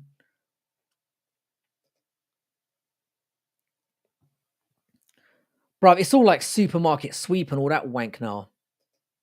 Crystal Maze was legit where they would build sets and like it was amazing.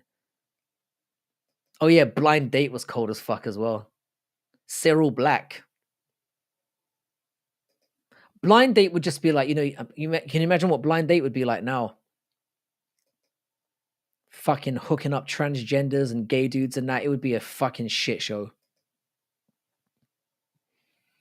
Back in the day, we had to wank to like Sears catalog bra, or we'd like jerk off to like those Carry On movies where it'd be like a window cleaner goes in, and you'd occasionally see like a pair of titties for like a minute, and he'd like jump up and down on her. That would be like our version of porn. I was a very immature child though. Like I didn't know anything about like jerking off until like way later. I was like so late to the game. Talking about old Nintendo and Baywatch, bro. Bro, I'm buzzing right now. Oh, Saved by the Bell. Saved by the Bell was amazing. Every piece of arse in that show would have got it. Again, who you're into in Saved by the Bell said a lot about your character. I think I was a Kelly Kapowski guy. She would have got the D, the hard D. But then the one who played the Brainiac, what was it? The Brainiac, Jessie. She did like showgirls. She got the old titty, the old titty bitties out as well.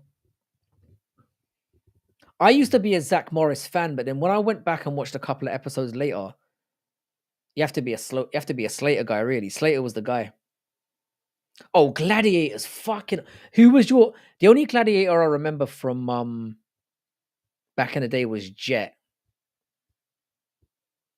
Jet was fucking hot as fuck. It's weird now, yeah, because I'm just when I was a kid, yeah, I was into white women. I'm just realizing this now. I mean, that died as soon as I saw like a hot Asian, it was over. Yeah, Jet was hot as fuck. She's the only one I remember. She looked like she could handle the D. She looked like a freak. Kerry. By the way, shout out to Rob's neighbor's channel. Bro, I completely forgot about Sears catalogs. You played the original Ratchet and Clank today. Ratchet and Clank was a good game as well. I tried to get into the PS5 one, I just couldn't. A very impressive like feat, but like Nightshade was butters, mate. Guys, let's pull up Nightshade. Hang on, because people are going to be like, Nightshade was of course the black one, obviously. Nightshade, she was fucking. But look at this. This bitch was ugly, man. Hang on a second. Your memory is fucking classmate. Her name was Nightshade, bro. Oh, Westy, you legend. This is Nightshade. Look at this minger.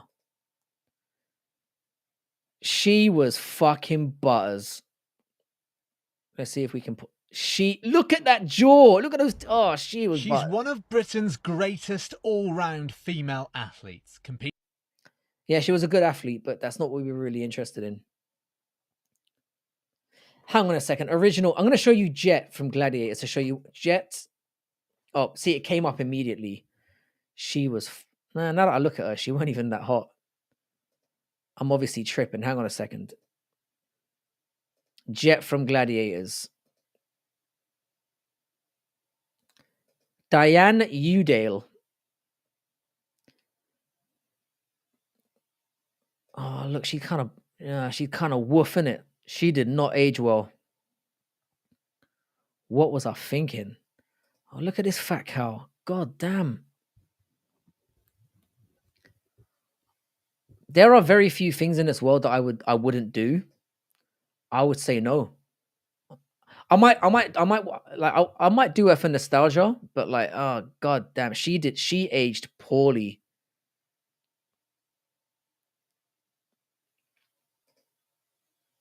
Nah, she was kind of peng. And she wasn't muscly as well.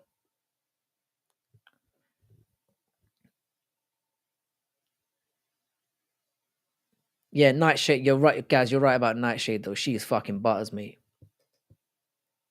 Absolute dog. Fernando Padilla wishes he could have that jaw. Too fucking true. Oh, was Hustler like a skin mag as well? Hustler, you know. Kelly Bundy. Oh, Kelly Bundy was hit. That was from Married with Children, yeah. Do you know why I liked Kelly Bundy? Kelly Bundy looked like a slag, mate. Again, she hasn't aged that well. But Kelly Bundy looked like a proper tart. Married with Children had especially long longevity, considering it was basically just a husband who like hated his wife. She was pretty hot. What's her name again? She popped up. Oh, look at those bitties. Look at that sweater meat. Incredible. Yeah, she was hot as fuck.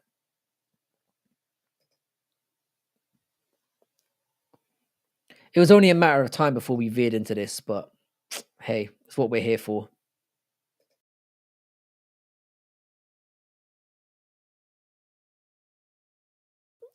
Do you like her for that Kelly Bunda? She was stacked for a white girl for sure. Let me turn that off. Oh, KEC. Oh, Christina Applegate. Hang on, K.E. Siegel. That name rings a bell. K.E. Oh, well, I've spelled it Satu Siegel. That's just not going to get any results that we want. K.E. Siegel. Have I misspelled that? I have. Who this bitch?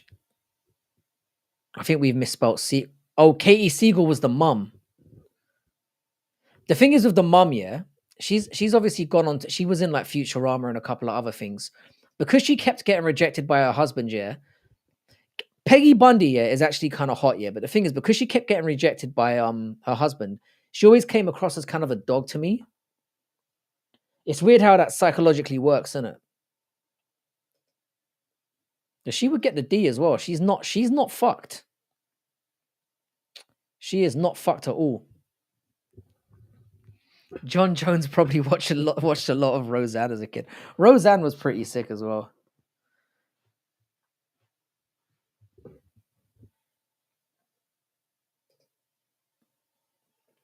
Man, you guys have really I mean, I feel old as shit, yeah, but this has been like a blast from the past, man. This has been fun. It's been fun talking about this stuff. For sure. Bro, I feel like I've been on here for like 20 minutes. It's been almost 2 hours now. It's crazy. Just quick shout outs to people in here. If you're not subscribed to Rob's Neighbor, do so immediately. Kloss. I know you don't do a YouTube channel, but fuck it. Paradox to Chad. No Chill MMA. You know the usual. You guys know all these people. Damn, I forgot how fire Prime Jet was. She's not as hot as I remember. I'll be honest, Shotty. She had, do you know what is it? Again, she just had that dirty look about her.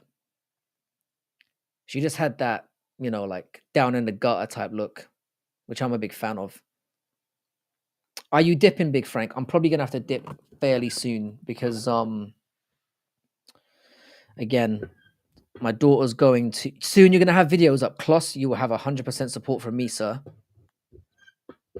I know I don't have the biggest channel out here, but at least it's organic. At least I don't bot and cheat, bro.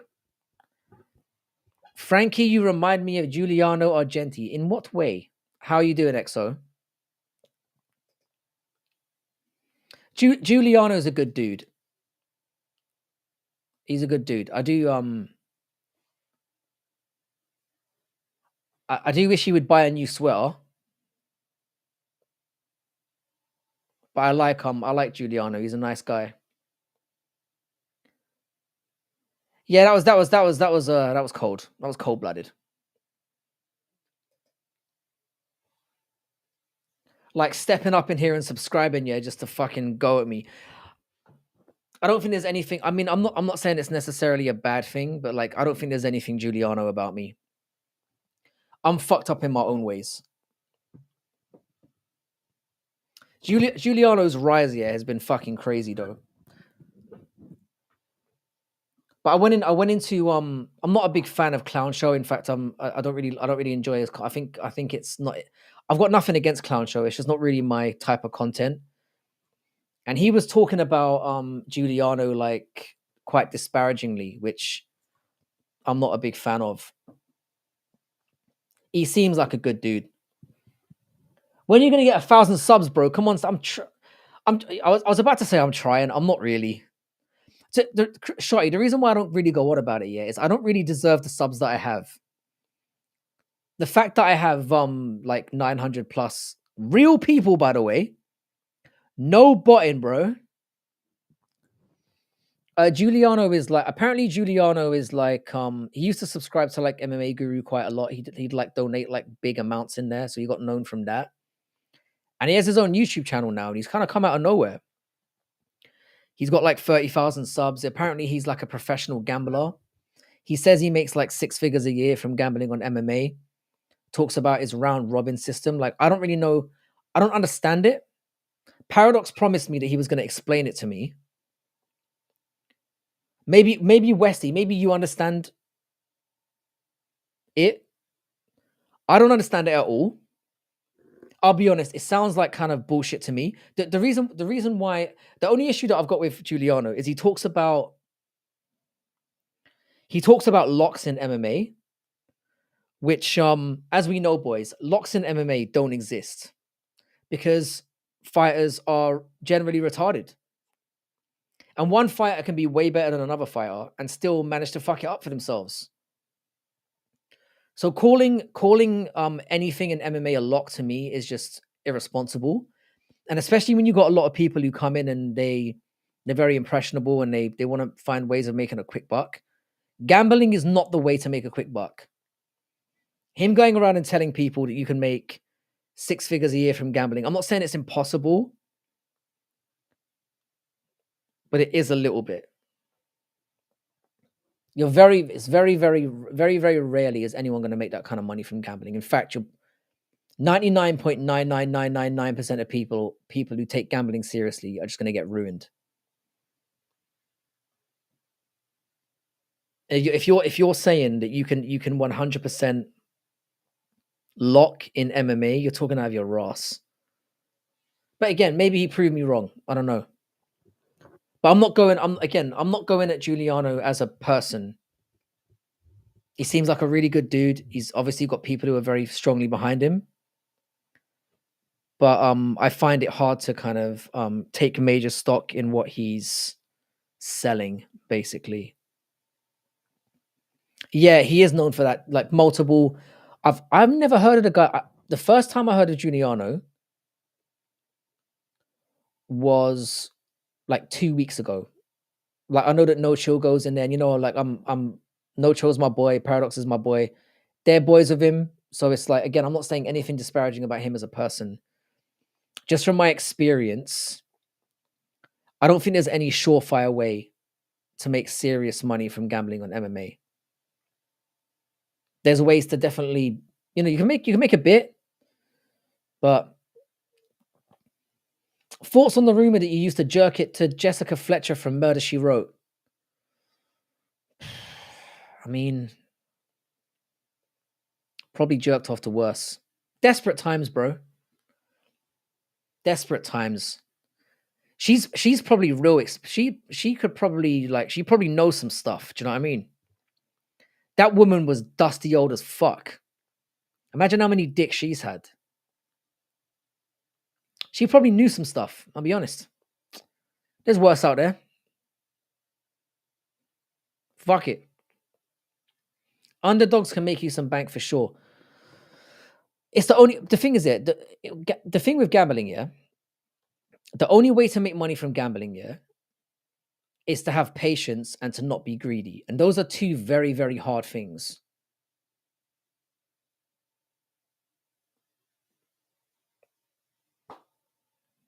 It's hard to stay patient and it's hard to not be greedy. if you try to make just small amounts and then you bet on things that you really know about and you can make money, but you have to be patient. And most people aren't. Like for me, yeah, I just do gambling for fun. I had Cap round 3 and Colby round 5 parlayed for plus 2,700 yesterday. And the doctor fooled me, fucked me. He fucking did, mate. Colby was never winning that fight. I take Kloss here. If Colby had made it to round 4, I would have made another $500. So I was pretty pissed. I still made a decent amount of money last night. Or I think I made like 150, $200, something like that, which is it's not bad, but it could have been so much better.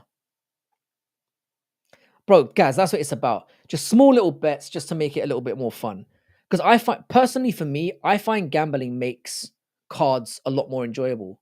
And I know that sounds degenerate as fuck. I don't care. Frankie would totally go to town on Rita from Corey. I reckon she gives good nosh, mate. She's probably got she's probably got false teeth. And I've heard getting noshed off from somebody with no teeth is fucking goated. I've never done it. Well, that's the story I'm certainly going to stick to. But yeah, fuck it. I'd let her blow me. I'll gamble fairly hard sometimes, mostly on poker or blackjack. But I used to be part of like a poker group in my old job, yeah, where all of us we'd meet up once a week and we'd play poker. Every fucking time, the best I do is like there used to be 10 of us and then we drop out. You know how they do it, like put the money in a pot and then eventually. The best I could do was come second. I never ever won. It was so infuriating. And there were times where I was like way ahead and I just couldn't seal the deal. I'd always walk away with some money, but like it was never as good as it could have been. I'd prefer teeth. Each to their own, sir. I'm not going to knock you for it. Yeah, that's what I'm saying. Betting on stuff just makes things more fun. I'm sorry to say it. How you doing, Sass and Cow? I ain't seen you for a while. I've turned $100 into 10K twice. Bro, the biggest wager I ever won was off $20 and I won $3,000 and it was on Bet365. And the next morning they kicked me out and they said that they have the right to reserve or whatever. Basically, they said that they don't have to. They don't need to give a reason for banning your ass.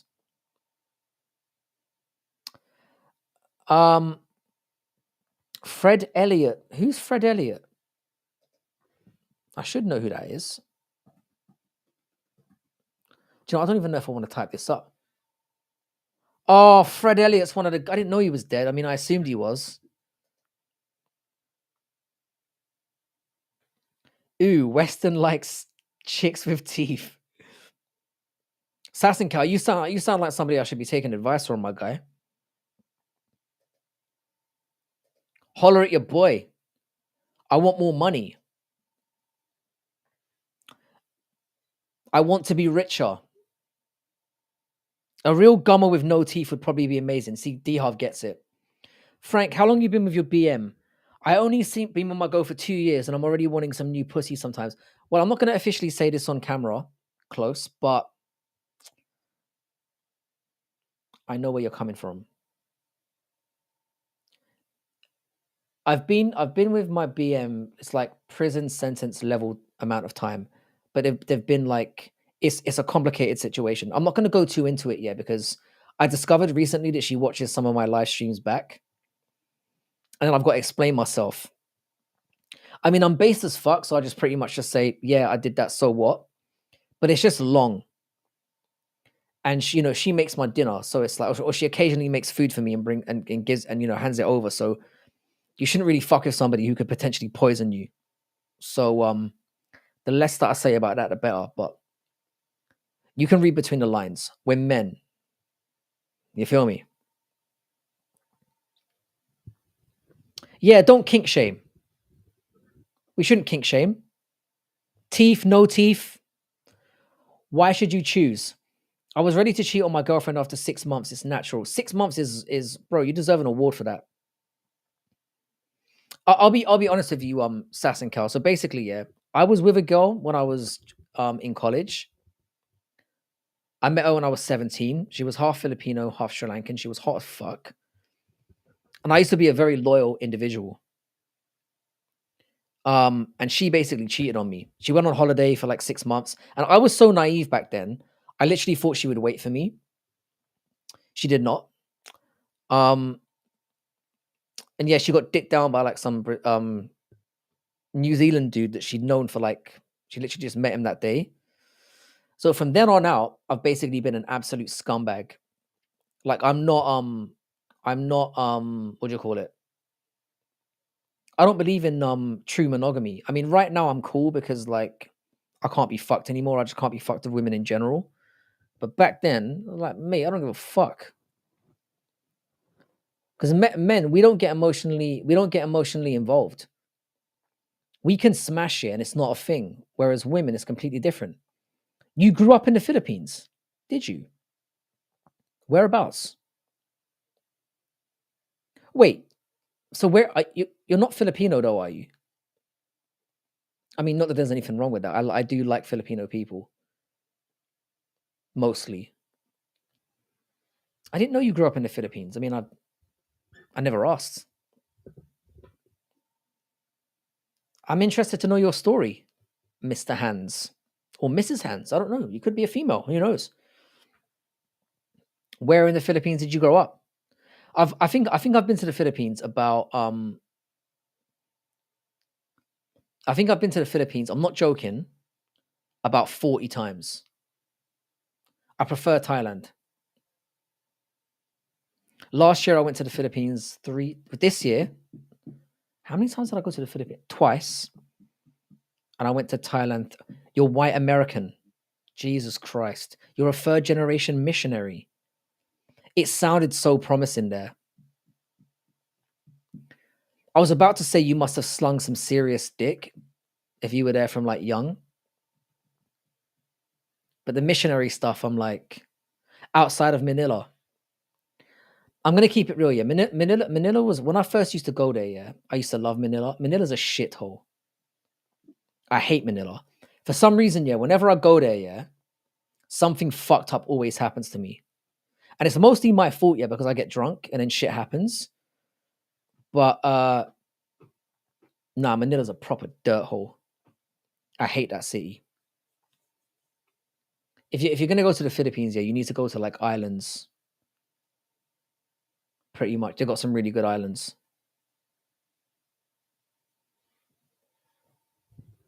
And I went to Baguio once as well, which is really nice. It's a bit colder there. Dope as fuck. Philippines looks awful. Why would you go there that much? Well, Chris, to put it simply, women, mate, women. And it's cheaper there. The thing is though, I've been there a lot recently. And because I'm not even like I said, I'm not into like, oh, Davao is nice. I've never been there. I know that the last Philippine president was from Davao, and he's a fucking nut job. What was his name again? It wasn't Marcos, it was the one before that. Proper lunatic, that guy. Cebu is good as well. Cebu's good. If I go back there again, I'm gonna go to Cebu. I'm not gonna go to Manila again. Manila's a dirt hole. I hope nothing involving waking up with a sore bottom. You know, ask me no questions, I'll tell you no lies. I told you, Chris, there's been a few close shaves. The thing is though, mate, I've told you this, yeah. And Hans will confirm this for me. Lady boys are not hard to spot. They're fucking obvious. And as soon as they start talking, it's game over. They're very obvious. Like you once you've been there more than once, you can G.O.A.T, that's his name. G.O.A.T, he was a fucking lunatic. Hawaii, Italy, Ireland, Croatia, all amazing. I haven't been to Hawaii. It's on the list. I was supposed to go there a couple of years ago, just before that volcanic thing happened. So we ended up not going. And I've been afraid to go back ever since. The backlash. Yeah, so like bro, Hans, you can confirm this, yeah. A lot of people in my chat, yeah, they seem to think, yeah, that there's loads of ladyboys out there looking to trick you. And then you wake up in the morning, yeah, and your asshole has basically just been ruined. It isn't like that. First of all, ladyboys are very, very easy to spot, number one. And secondly, I've said this multiple times in here before. Ladyboys ain't out there to trick you. Because they know if they get you back to the hotel and you find out they've got a cock, you're liable to beat the fuck out of them. And they don't want that. So they're just very honest. You know? In which case you can politely, and they've got districts. It's like they've got ladyboy districts there. That if you're into that shit, you can go there, innit? Angie, how you doing? Angie is actually a real life Filipino person, Filipino woman. Angie will agree with me, yeah. I feel ashamed now that I'm talking about the Philippines now that Angie's here. Angie will agree with me though. Manila is a dirt hole. It's not the same as Thailand. No, it's very different. There are similarities though. There are similarities between the two. I find that yeah, Thai people are more flamboyant. Thai people are more flamboyant, especially with the ladyboy side of it. I find Thai people are a lot more direct. Like Thai people will just tell you what they're thinking straight up. Whereas I think Filipino people are more family orientated. If I had to choose, Makati's all right. I mean, I just prefer, yeah, Manila's too crowded. Manila's a shithole. It's way too overcrowded. Like the traffic there is awful. And the problem with Manila as well is it doesn't have the same availability with like, getting around by like, as if you're in Bangkok, for example. Bangkok is overcrowded, but you can get around on motorbike like really, really easily. And there's motorbike taxis you can just pick up. They have them in Manila as well, but they're not as easy to navigate. You have to basically find them in the street. What about Vietnamese people? Vietnamese people are all right. I like Vietnam. Vietnam's cool. Again, I'm not talking badly about the Philippines at all. Like I love that place. I've been there loads of times, but like I'm not it's just again like, there's places I prefer. Croatian women are the most beautiful if you ask me. I'm not into white women, bro, but each to their own. Filipinos will keep hang on a second. Filipino people will keep smiling and laughing right until they stick a ballo between your ribs. That being said, I love Filipinos and had a great childhood there. I've had a lot of good experiences there. I've also had a lot of like fuck ups there as well. Where like I've and again I used to just drink too much when I was there. And it was a problem. Whereas I don't drink anymore. So it ceases to be entertaining. I think it's part of the problem as well. Did you like the Philippines more than Vietnam? I did. Philippines is one of my favorite countries. It's just I prefer Thailand. Thailand for me, if you're going to go to Asia, I think Thailand's number one because, and it's mostly because if you take everything out, if you're going there to basically hook up with women, that's one thing, each to their own. That's not why I go there. For me, like the culture and the food is the best thing about visiting Thailand. It's like the food there is just amazing. Whereas I don't like Filipino food. I don't like it in general. But I would go like I'd have like Japan's like number one for me. Then it would be like Thailand for like enjoying yourself, and then Philippines would be third, and then Vietnam. But then there's like Bali's pretty sick. Sri Lanka's apparently amazing as well. I tell you, Chris Gray, it's not that cheap there, Again, Angie will probably confirm this as well. The Philippines is not that cheap now. Like when I used to go there back in the day, you could go there for the summer with like couple like $500-600, and you could live like a king. Azerbaijani chicks are hot. I've heard this. The spicy Filipino chicken is pretty good. They have things like pancit, adobo, things like that. I'm just not into it. It's the thing is, people only ever ask me about Asia, but I've been everywhere, man. I've been all over the gaff. But Asia is my favorite continent. I'm not even going to pretend like it isn't. It just is. I love the continent.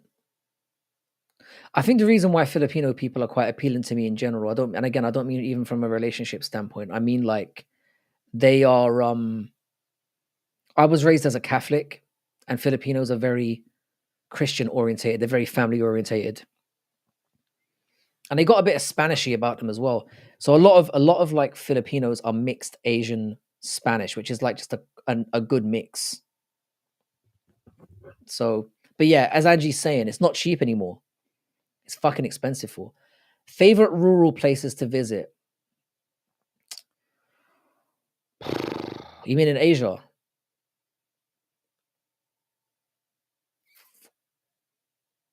I would go somewhere like Koh Samui in Thailand or Chiang Mai, somewhere like that. That's where I'd go if I was doing the local thing. When I lived there, it was roughly 50. I mean, bro, you're laughing your ass off.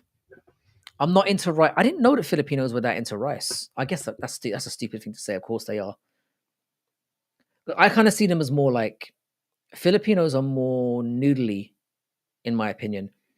Poland is amazing, but if you're not white, you're gonna get your ass fucked up.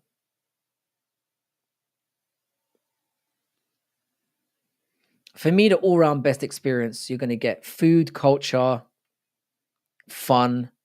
Because Thailand's mad, isn't it? Thailand's wild. So you can just kind of go to town there. It's a wild place. Poland is fantastic. And I think the thing I like about Polish people, yeah, they're based. Polish people, I see Shotty's just like you're reading my mind again. Polish people just go in. It's rice every day in the Philippines. Yeah, do you know what? I didn't even. There's a lot of like sticky rice and mango, and I mean I'm not saying the food in the Philippines is terrible, but I don't know. I'm not a big fan. But if you have questions, now's a good time because Angie is Filipina. The chicks seem like they be freaky. Again, it's individuals, isn't it? You get you know this, Chris. You get freaky people everywhere. I wouldn't say that an entire race of people are freaky. Don't call a Polish person a Polak. They don't like that. Unless they're saying it about each other, then it's different. It's like the same with the N word. I spent almost 2 weeks in Poland, and Poland's apparently completely different now. But like I said, they're based motherfuckers here. They don't see themselves as like racist. They see themselves as we want to be amongst ourselves. We don't want certain people around here. And I think you should have a right to say that. I don't have an issue with it. As long as you're not like fucking people up, it's fine.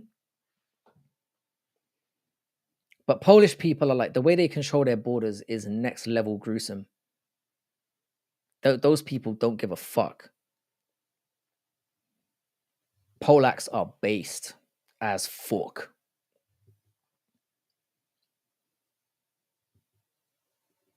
But like I said, as far as the Philippines goes, I don't even know if I'm ever going to go back there. It's unlikely. I think the next place I visit will be Sri Lanka. I've got some friends there at the moment who are like they're balling out. They're in Sri Lanka at the moment. I might go there. Bali's quite high on the list to go back to as well. Australia. I'm doing Australia next year, 100%.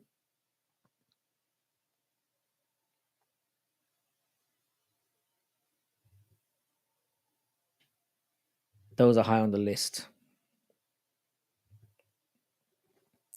I'm Filipina, but I love Italian food and Chinese. I've got to tell you, Angie, though, Italian food is a little bit overrated. Like I've been to Italy twice, and I went to Rome, being told it has like the best food in the world. I was very disappointed. And Chinese food is like very diverse as well, because China's very like America in that like people that live in the north and the south and the east and the west are very, very different. Like Joanna Janjacek, would be crazy. And oh yeah, she's definitely I would say she'd definitely be aggressive. Italian food is the best, Angie. I really want to learn how to make gnocchi. Yeah. Thing is that if you make Italian food from scratch, it's goated. But what I noticed from being there is like a lot of it is like stuff that's just you have to go to like really classy restaurants. And again, you have to stay away from the major cities. So if you want like a real Italian food experience, you've got to go to like the little towns and the little villages. About to smoke up and destroy. I haven't had sushi in a while. And sushi is one of my favorites as well. I never understand people that don't get into Angie, I've never asked you this. Are you a good cook? I'm assuming that you are.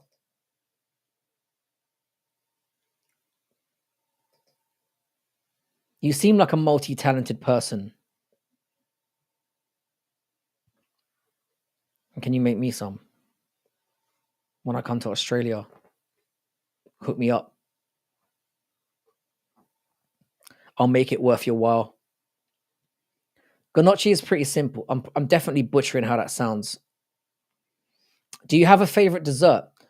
I do. Do you know what my favorite dessert is? This is gonna sound so basic. Actually, do you know what? Yeah, there's like there's a dessert I discovered recently in Marks and Spencer's that's like a salty caramel chocolate tart.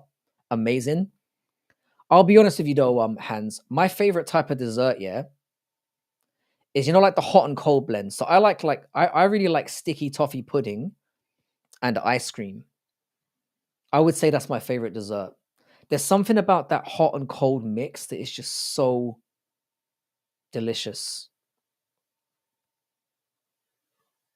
Sticky toffee pudding and ice cream is my go-to. You can't go wrong with that.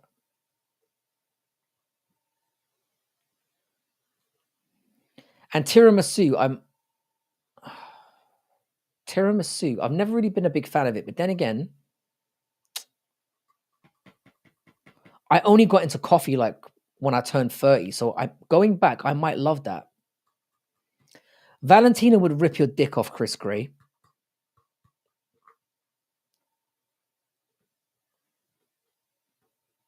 Valentina would rip your dick off and stick it up your own ass. That's how that would go. She looks like she's got a gun tattoo on her hip. Stay away. Or do it. It'd be hilarious. I can cook, Francis. Angie, Angie knows me in real life because she's coming with the government name.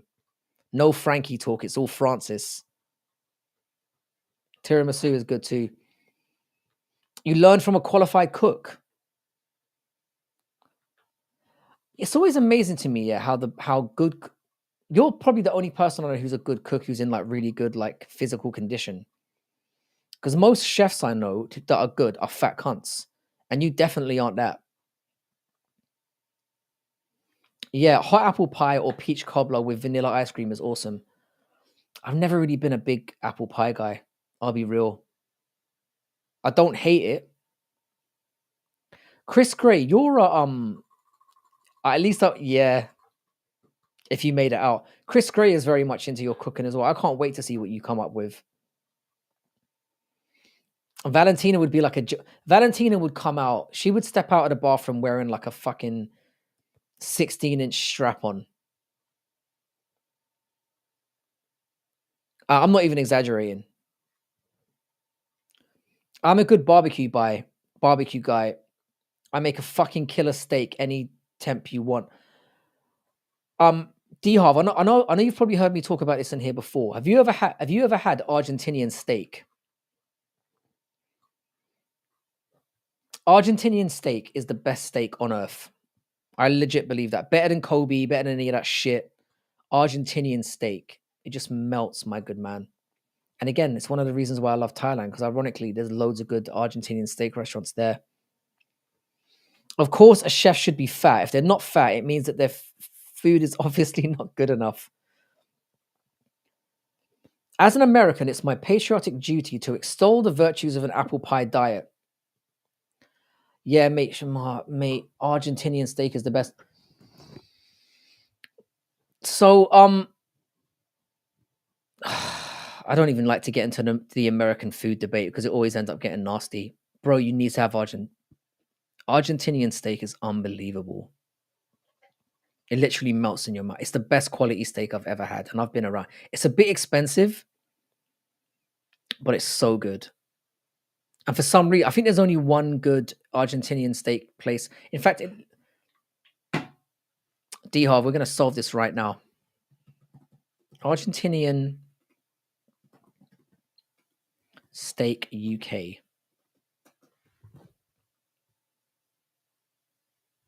Yeah, they apparently have one in London, or a few. Gaucho. Yeah, next time I go to London, I'm going to be all over that. I would literally, and I assume you're a rare to medium rare guy. I would literally, I've said this previously before, I would literally bite a cow's ass if given the chance. If I was left to my own devices, I would just straight off the ass cheek. Must have fucked it, dropping a few many times, but I need a new phone anyway, so starting...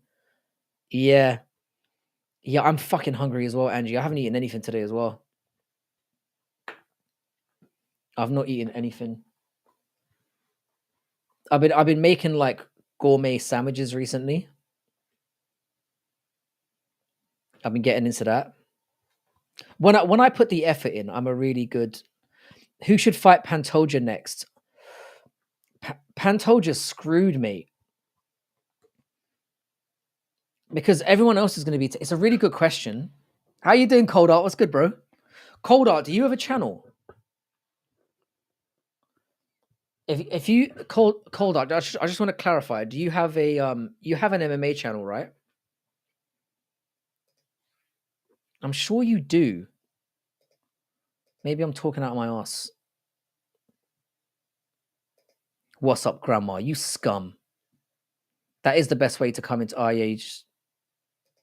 I'm going to subscribe to you. In case you ever decide to. Yeah, sorry, getting back to the Pantoja question. Pantoja? I think you should sit and wait it out. Because I think they're going to do Kai Kara France versus Manel Cap. And then they're going to do Urseg versus Asakura. I think it's got to be, I hate to say it, the most is... Do you know what? I'm gonna be real. I don't know. Really, it should be Tatsuro Taira. They're gonna have to give it to Brandon Royval, and we know how that goes. He's gone senile. I've been senile, bro. Chris Gray, in an ideal world, they just give him Cap straight away, but Cap doesn't really deserve it. And the thing is that the Cap and Kai Kara France fight is juicy as well. And Kai Kara France slightly deserves a title shot as well, because he beat Amir Albazi and got robbed, and then he beat the fuck out of Steve Urseg. So he kind of deserves a title shot as well. But I reckon they do Kai Kara France and Manel Cap. And then the fucked up thing is, I reckon Kai Kara France beats Manel Cap just by outworking him. Because Manel Cap is so entertaining and he's so base, but he's also really thick. It's part of why I love him. Bilal versus Buckley, who wins? I've been a big Buckley fan for a long time. I think Buckley is a nightmare for Bilal. Having said that, or so I thought before the Colby fight, because Colby got Buckley down, I'm going to be honest with you. I hate to say this. I hate to say this, cold art, yeah. I think Bilal beats everyone right now. The only person, the person who I think has the best chance against Bilal in the current, and again, it's styles make fights, all that kind of shit. I reckon the best stylistic matchup is JDM. Because I think JDM would work the body. And I know JDM is very terrible when he's on the ground, but he has really good takedown defense and his output's pretty good. That's the thing, Shotty. I reckon Bilal's gonna win his next 1 or 2, and then he starts getting battered. Yeah, they could, but the thing is, if Kai Kara France and Manel Cap fight and Cap can find a way to beat him, he's undeniable as a title contender. Then it's just a fun fight to do. But I feel sorry for Pantoja. If anyone should be getting a step up like to another weight class, it should be him. But he's too small, and bantamweight's already log jammed. So yeah, D half 100%, bro. Kai is a beast. I like his fight, bro. Flyweight is the best division, skill wise. It is, and that's why we need Cap to do well, because he's scum and he's got a mouth on him, and I think he could bring a lot of attention to the division that's needed. I love that dude. We need Manel Cap to reach the top. If I was them, yeah, I'm gonna be honest with you, I wouldn't risk it. I would just put him in there straight with Did Cap call? Oh, that's probably the nicest thing he called him, Gaz. Cap does not like that entire team, and I love it. Shotty, I fully agree with you. The fact that Pantoja right now is 9th in the pound for pound list. It shits on the whole list. He should be in the top 3. It's ridiculous.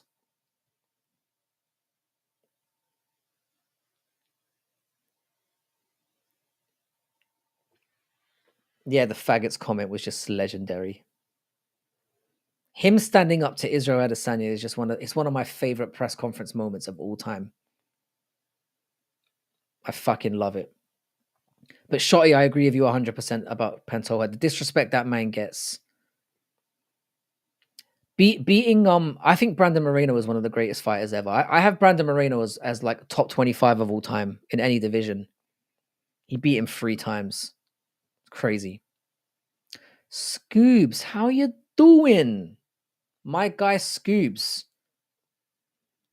Everyone give a sub to my guy Scoobs. Really lovely bloke is Scoobs. I haven't seen you around here for a little while. Formerly Confederate MMA, formerly Scoobs originally. Top man is old Scoobs. I fucking love Scoobs' channel as well.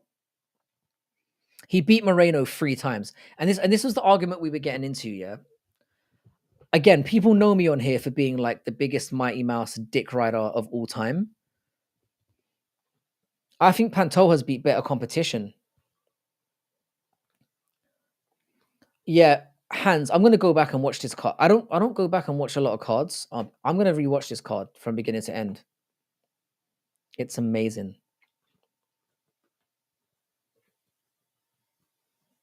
Scoobs' rap is awesome. Yeah. Scoobs is very entertaining. Give Scoobs a sub if you've been around here for a little while and you haven't come across my guy Scoobs. Give him a shout. I'm not an expert when it comes to UFC, but I like Bilal. He's pretty good just by watching short clips of him. Bilal is a boring, annoying cunt. I hate Bilal Muhammad. I'm making a UFC video soon where I have like my highlights and lowlights. Where do you rewatch full events? There's actually a website you can watch on. If you type it into Google, there's a website that stocks all of the events and you can go back and watch them. Or you can download them as what do they call those fucking torrents? You can watch them as torrents as well. A lot of people do that where they're like, I need to do that where I just need to get like where I need to download all the cards in one go. But those are the two best ways to do it. There is I can't remember the name of the website off the top of my head. What I'll do is Hans, the next time you're in here, I'll try and have a look for it. And next time you're in here, I will send it your way. They're definitely. I'm pretty sure you seem like a. Well, I don't know. You might be a smart guy. If you type it into Google, torrents are very reliable as well. Yeah, do you know what? I completely forgot about Figgy. Figgy probably deserves it. Figgy could be the one they do next because again, Figgy's done at bantamweight. He's going to get nowhere near a title shot there. I'm just not sure he can make the weight, and he's beaten Pantoja before, so they could do it. Frankie, do we raid BB Bainey before? Who's BB Bainey? Do you know what? Yeah, I'm gonna head off in like 5 or 10 minutes. Who's BB Bainey? Who's BB Bainey? Do you know what? We might as well raid somebody soon because we've got like a nice number in here. So I'd like to actually raid somebody who's gonna get like a good boost from it. And it is like 2 o'clock in the morning now, so I probably should head to bed soon. Oh, you're back on stream again. That's awesome, DJ Aiden. Before you guys head out, which I imagine will be any minute now, please throw up a like on the stream. We've managed to gain a couple of subs tonight, which is always appreciated. Like I really appreciate every single one of you for doing so. Oh, musical MMA. Yes, of course it is. Let's raid musical MMA. I owe him one. We'll raid musical MMA now, guys. I'm doing a live stream with hopefully with Crossover and Jax this week. It'll either be tomorrow or on Tuesday. If not, I'll be on by myself. And I've got quite a few videos coming out this week. So if you guys could head over to Musical MMA, I'm gonna head off to bed now. I fucking love all of you. Thank you for hanging out. Actually, let me just let me get is Musical still on? Oh, hang on, Usiles is on as well. I'm gonna because Musical does have 28 people up in his chat. Musical's a big, and you guys all know Musical. So I'm gonna put Musicals in, and I'm gonna put Usiles in as well, who's another guy who's like a very big friend of the channel. And you guys can take your pick. Because Usiles has like 10 guys in there as well. This guy is legit cool as well. Let's throw Ulysses up in here as well. Guys, much love to all of you. I'm gonna hit the head now. Hans, it was a pleasure to have you in here. I'm really grateful to have you here. As always, DJ Aiden, Chris Gray, Westy, all the boys, Scoobs, really good to have you here. Shout out to your channel. Shout out to Gaz Ninja. Shout out to you, Angie, of course, D-Harv, Shotty. Really appreciate all you guys. Really much love. Crystal Miller is back, so give her a shout. And prayers for IT, prayers for both of them. And shout out to Kerry, Rob's neighbor. Give his channel a sub as well if you would not mind. And if you wouldn't mind giving a like before you head out, I'd really appreciate it. Love all you guys. I will see you again during the week. Look out for some of the content. I'll catch you soon. Hopefully you've had a good time. I will watch this as well. Chris, hang on a sec. I've got it open. This is, oh shit. Oh fucking, it just looks like a slobber knocker. Oh! That was a very gay reaction. All right, guys. Much love. D Harvey. Yeah, like I said, love you guys. I'll catch you soon. Paradox the Chad. Subscribe to Paradox the Chad as well. And Paradox the Chad, I need a video from you, cunt. Yours are always brilliant. Shout out to Paradox the Chad as well. One of my boys. Genuinely got love for that guy. Hang on, Paradox. Before I go up, I'll link your. Actually, Paradox, can you I'm humbled by the shout out. This is Westy over in Usalis. What a guy he is. Go to channel. I'm gonna stick Paradox to chat in there. All right, guys. I'm really heading off this time. Much love to all of you. I'll see you later.